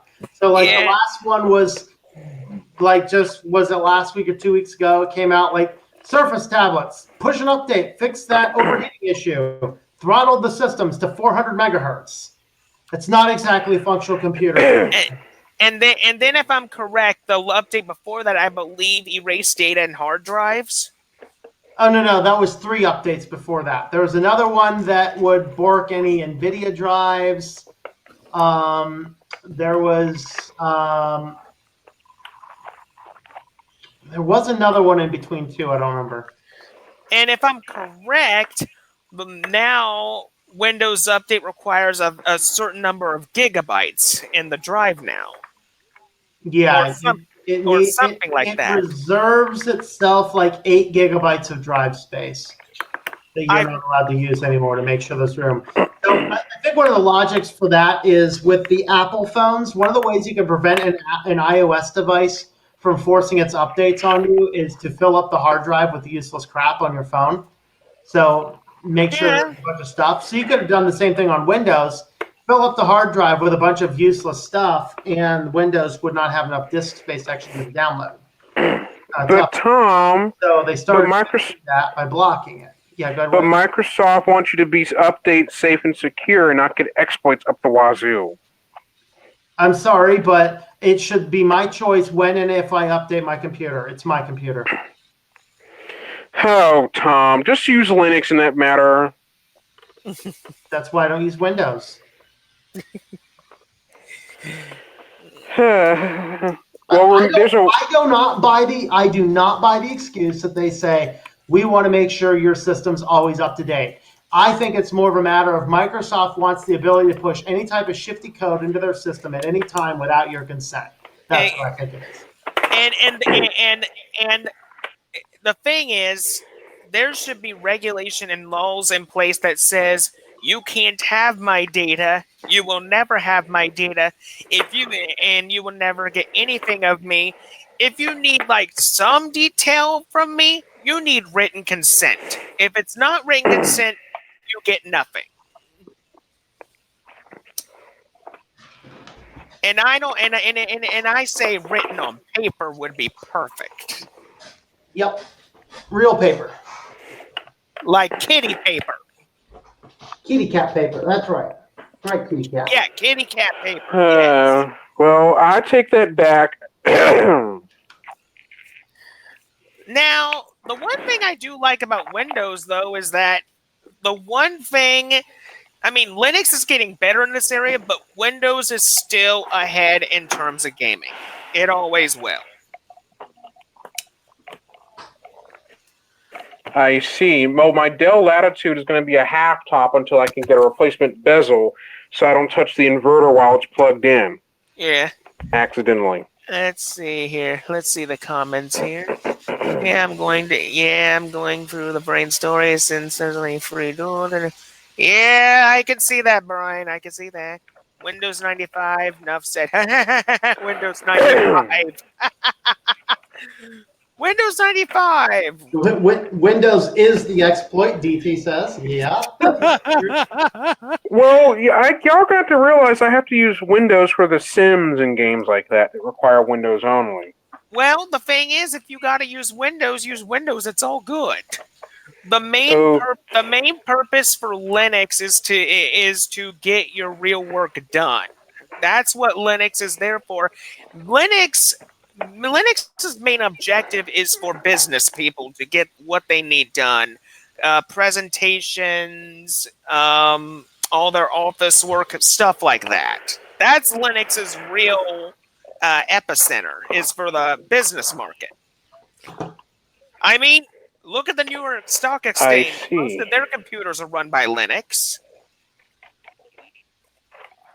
Well, some people may be terrified of Windows in that regard. Mom, did you just step on King's toe? What's that?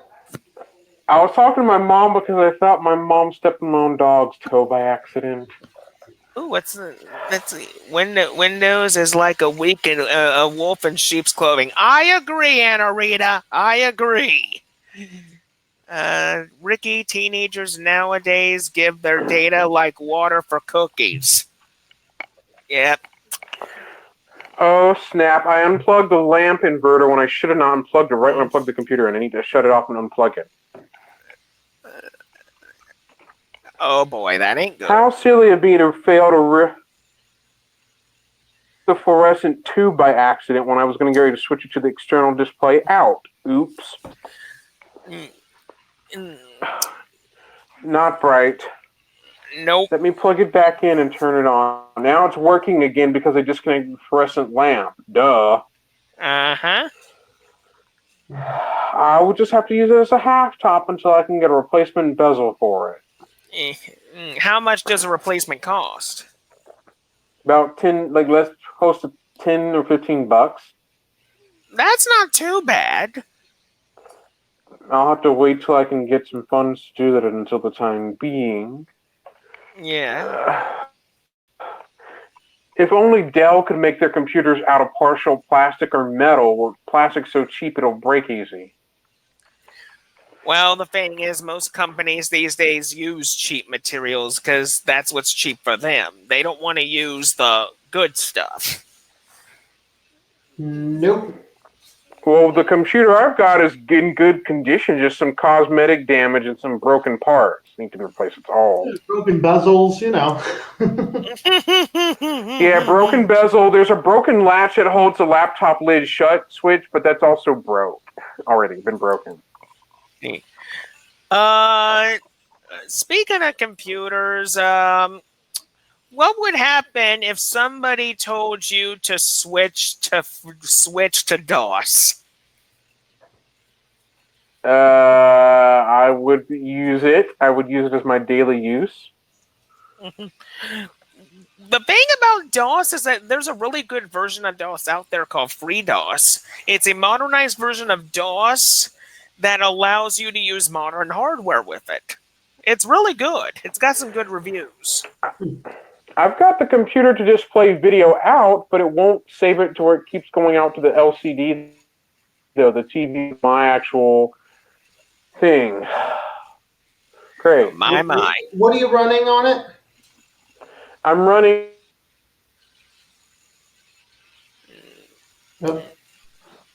Your connection went out. What did you say? I'm using the computer's VGA out, but it won't switch to the LCD. Are you running? I was gonna or something like Windows 7 or Debian, since Windows Vista can't be used on it anymore. So it had a Ubuntu at first when I got it from a family member, but now I'm having to put Debian on it. But that's a little challenging. Well, Do you know how old the computer is? It is Windows Vista old, about 2009, because Windows Vista was still available back then. I would say if you're wanting to run Debian, I think the version of Debian that most likely has a good chance of running it might be Debian 9. No, Debian Okay. 10 might still be better.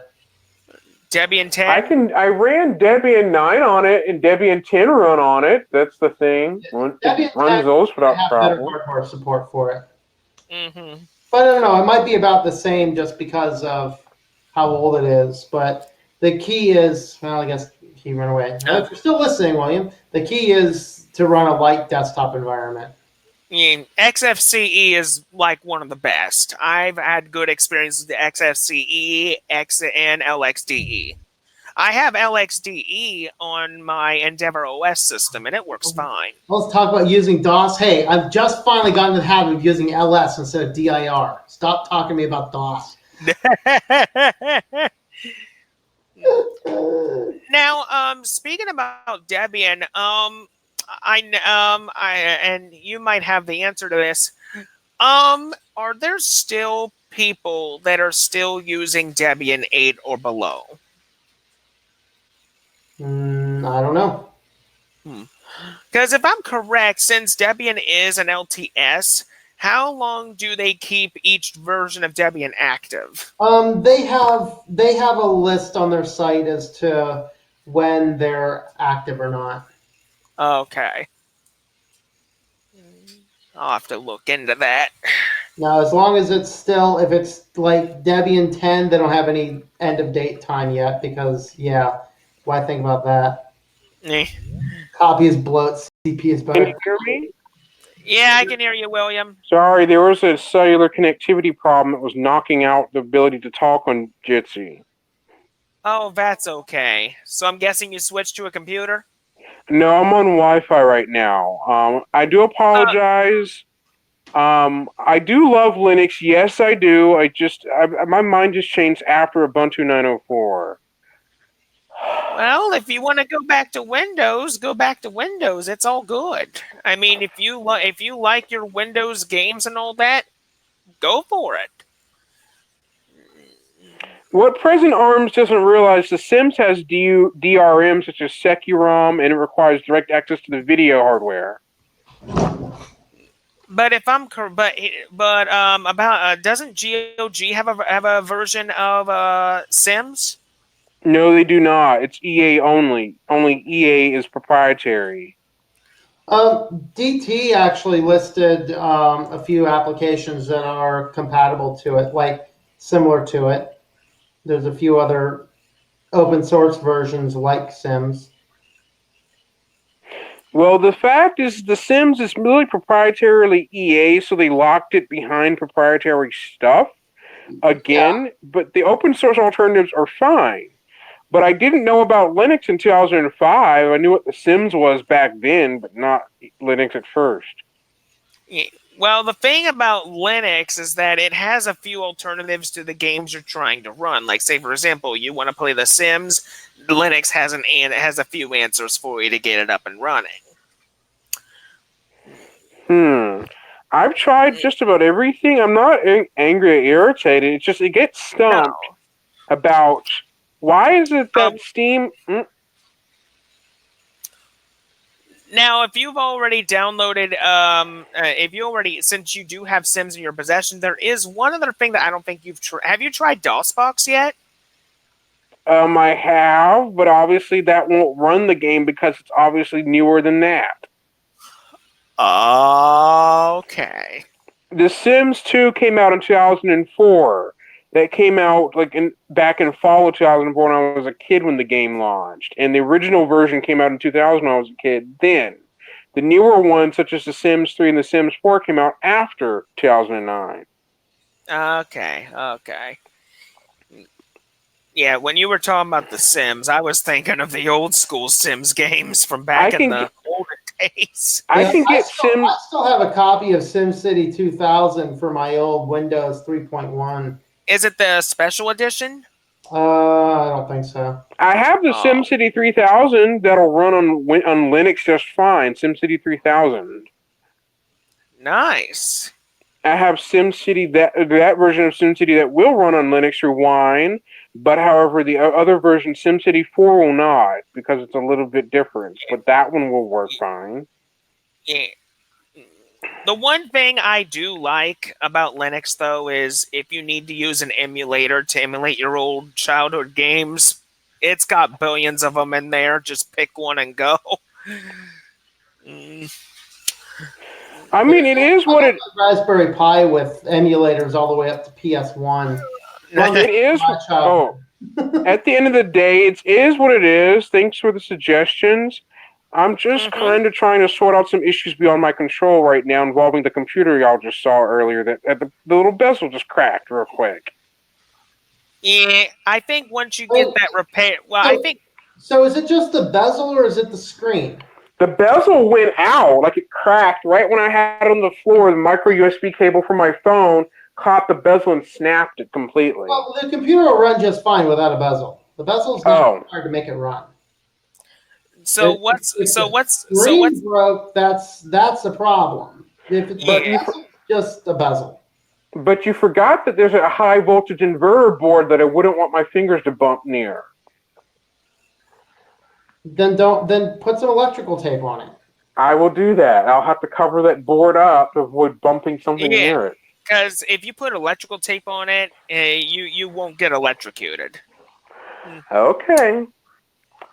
I mean, I can still use the computer fine, but what really angered me is that little nub pointing stick? That's what angered me because there's a third button I hit that makes the cursor jump off screen. It gets frustrating. Okay, Brian. I'll let you know when I'm free. Thank you for letting me know. Okay. See you later, DistroTube. See you later, DT. But there's a problem though. This computer has a TPM module in it, Trusted Platform Security. Yuck. My main Peppermint 10 production machine, that one has a TPM module in it. I go into the BIOS and I just turned it off. It's not on this computer. It's completely off. But why put a TPM in it? I don't understand. If I'm correct, Tom, isn't the TPM like a much more enhanced form of security? I don't know, Tom.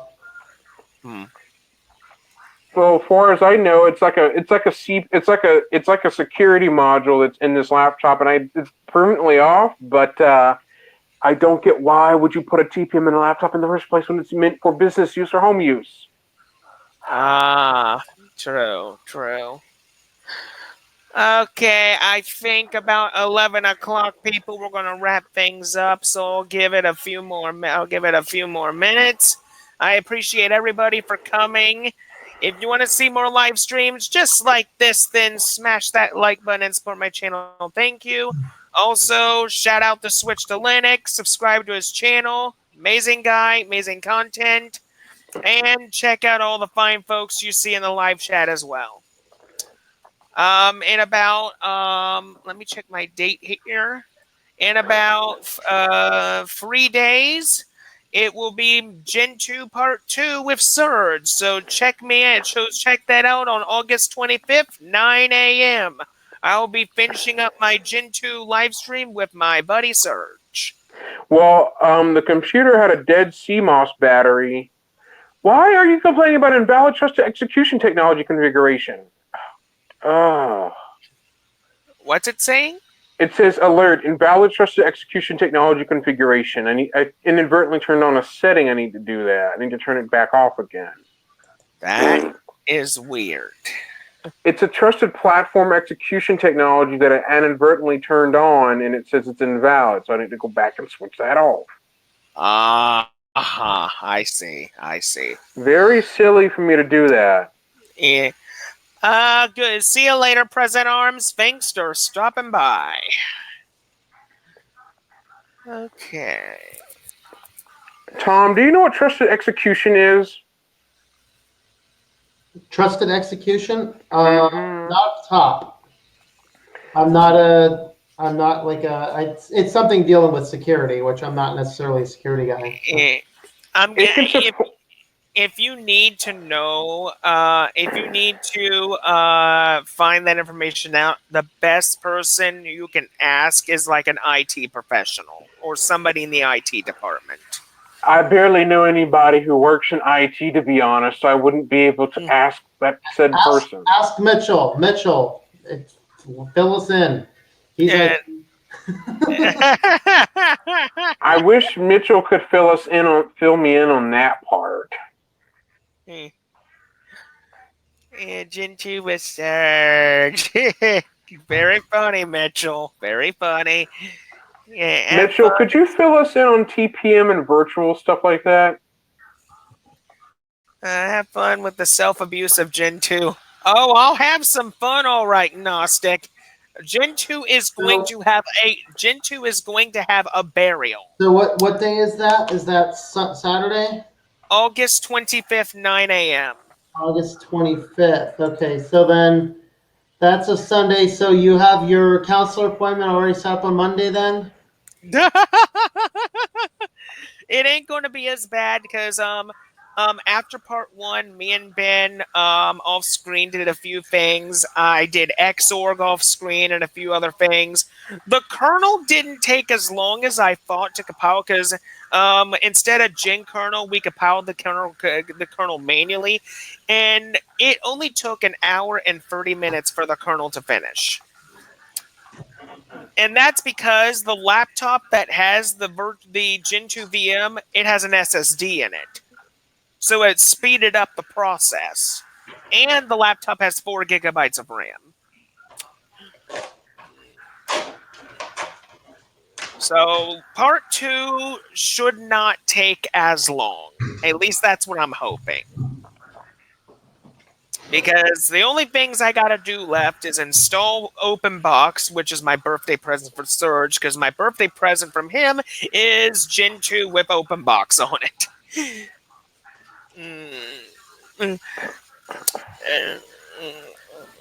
So part 2 should go all fine. Well, then I have the FN key turned on. No wonder. That could be the problem.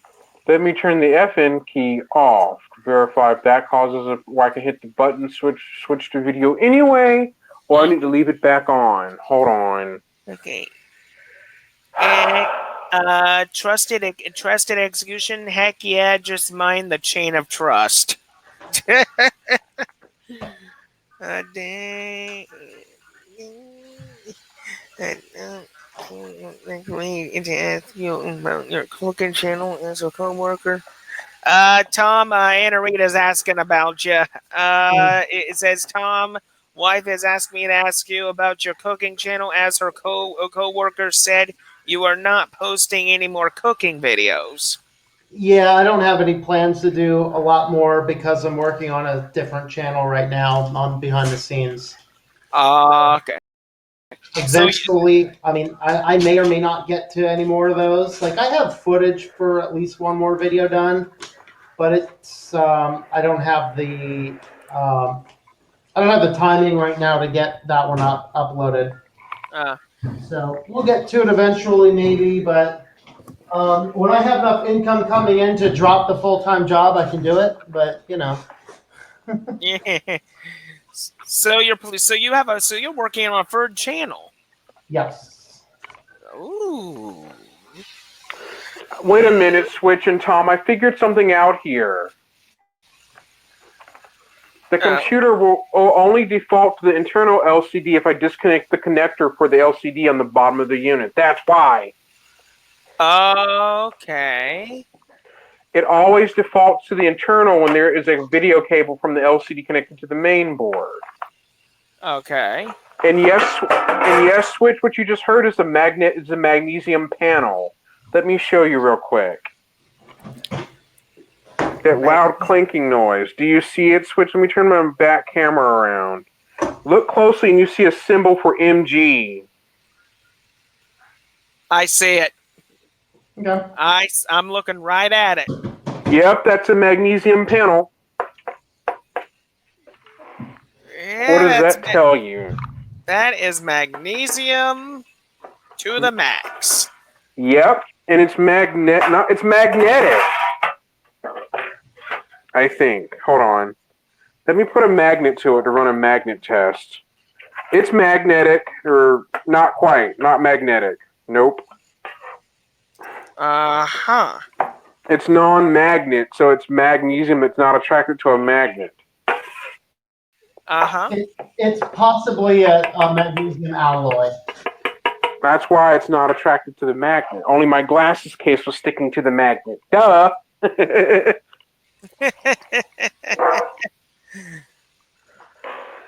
So the computer is partially magnesium alloy metal. It's partially a little bit of that. Yeah. Okay, we have about 12 minutes and we'll wrap things up. Okay. Because I gotta get to my Betty by time soon. Ricky, what appointment do you have to cause you to do Betty by? Well, I go to bed around 1 o'clock. It takes me a few hours to get ready for bed. Ricky, can't you just change your bedtime to a little later? Nah. I'm trying to get a little more healthier sleep cycle. 1 o'clock's perfect for me. Ricky, I stay up till 5 a.m. I love playing video games or working on the computer late at night.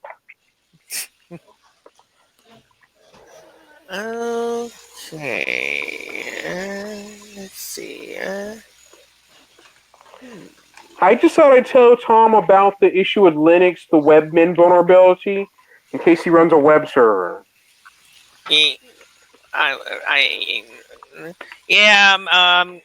William here showed me an article not long ago. There's a vulnerability with Webman involving Unix/Linux web servers.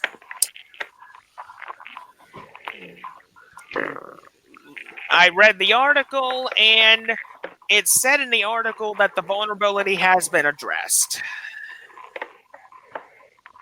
So I don't think it's really going to be a problem unless somebody knows how to reintroduce it.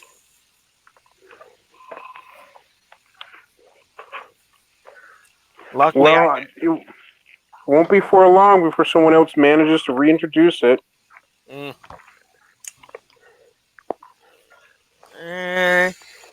Anna Rita says, Tom, do you add canola oil when you do homemade bread? No, canola oil is fairly toxic. How is canola oil toxic? Because it is a omega-6 short chain fatty acid that comes from rapeseed, which is a problematic thing.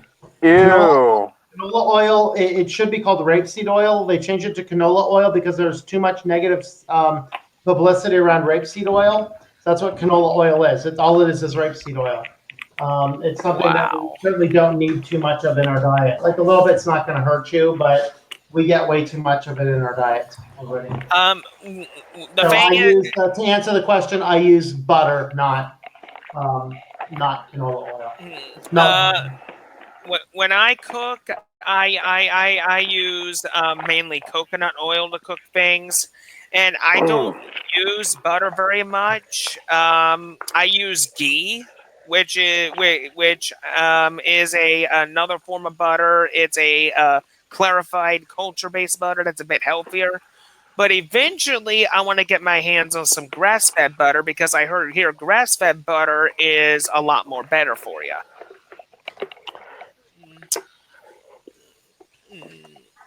Okay, I've gone ahead and removed the display panel until I can get another replacement bezel. So now it's a half top.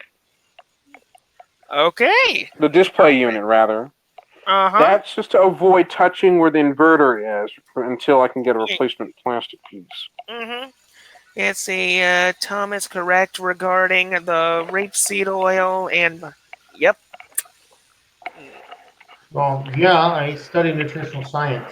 Good on that, Tom. You're a good person who likes to study stuff. Congrats.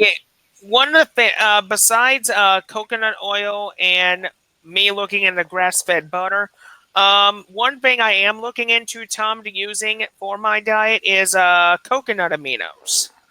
Mm-hmm. Mm,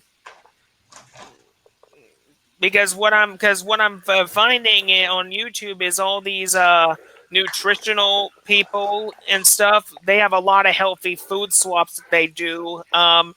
Basically, the healthiest beef you can get is grass-fed beef because it's better for you and it's got more omega-3s than normal beef. Yes. Mm. But beef Uh, either way is going to be good for you. But yeah, if you do grass-fed's always generally going to be better. mm-hmm. Well, Tom, you're more about the organic, healthier stuff, but it's more expensive, isn't it? Not really organic as much, but I don't. There's some things you want to buy organic if you can.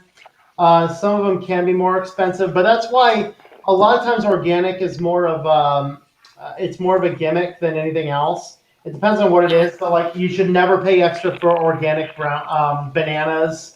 There's like anything with a hard rind, like bananas or oranges and things like that. Be organic or non-organic doesn't matter. So go the cheaper route. Berries are the biggest thing that makes a difference or buying organic. Although I generally buy just regular berries because I don't care that much. Yeah. And you know, like I'll buy organic when I can, where it's not too much more expensive. But um, I'm not all that bothered by it. Mm-hmm. Eh, mm, Bad when chemistry sets were back when Well, chemistry back sets when were you could actually get chemistry sets. when I was little, one of the Christmas gifts my mother and father gave me was a Harry Potter chemistry set where I make my own candy. I messed it up so badly. Nice. I see. Other than that, Tom, I'm going to help protect the screen by taking it apart from the unit and putting it in a safe plastic bag. Plastic is a good idea. To protect the display until I can get that spare plastic bezel for it. I don't want to mess with the display.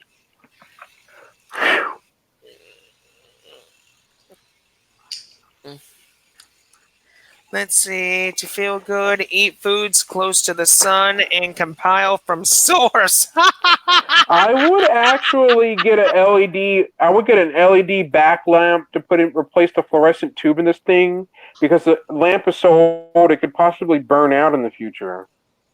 It's like so way too old. What do you? Mitchell says everyone needs to blow stuff up. I don't know. It depends. It depends on if you're a kid with a safer chemistry set or a college student who's a moron with real stuff. I had this kid in my classes that every day in lab would invariably blow something up, quite literally. One day, this dude managed to shoot an alcohol thermometer across the room like a bullet. It's not cool when there's shards of glass flying all over the lab. Oh my Tom, Lord. did you manage to send a kid to the office? What? Did you manage to send somebody to the office when you were teaching in laboratory? I was a professor. We didn't send people to offices. I had to say that for fun. Yeah. The thing is, when you're a professor, the office does not compute. Then what do you do if a student has done something he shouldn't have done? Expel him from the class if he's being an idiot. Did you do that when the student blew up something in your lab? No, not generally. I just shake my head and have the story for 10 years later, you know. Oh. If I'm not mistaken, like, I think we were either doing Grignard reactions or we were doing something with concentrated sulfuric acid. And rather than putting in 2 drops, this guy just poured. And if you're unfamiliar with sulfuric acid, it is an extraordinarily exothermic compound when it gets into water. So it heats up waters, particularly a small amount of water. It'll heat up a good 50 degrees inside of a second or two. That will blow up an alcohol thermometer. But you could find it in a lead acid batteries where sulfuric acid is found, and drain cleaner too. Well, not concentrated though. And drain cleaner is not sulfuric acid. Drain cleaner is generally hydroxide hydroxide or hydrochloric acid. Drain cleaner is sodium hydroxide. But where would you? Not off the top of my head. Drain cleaner is sodium hydroxide. Toilet bowl cleaners generally is hydrochloric acid. Well, only at 1 molar. Lead acid batteries, I don't know the concentration, but it's not super concentrated. We're talking concentrated sulfuric acid, which is 18 molar. But if you little bit of that into water, it is a massive exothermic reaction. But but a little bit of sulfuric acid from a lead acid battery leaks out and it hits something reactive, then it creates a big problem. Oh yeah, absolutely. I'm not saying it's weak. It's not super dilute. It's just not concentrated. Yeah. Oh. As you would define concentrated. So like concentrated sulfuric acid is the most pure you're going to get sulfuric acid, and that's 18 molar. That is quite literally enough to melt a person very quickly. So batteries, if I would have a guess, I would guess a battery might be 3 molar off the top, but I don't know. Well, good. Thanks for the chemistry lesson, Switch. Mr. Switch to Linux Chemistry. Yeah, no problem. That's fun to learn chemistry from Switch. Yep. All right, people, it's just about to turn 11. I think we're going to end things off here.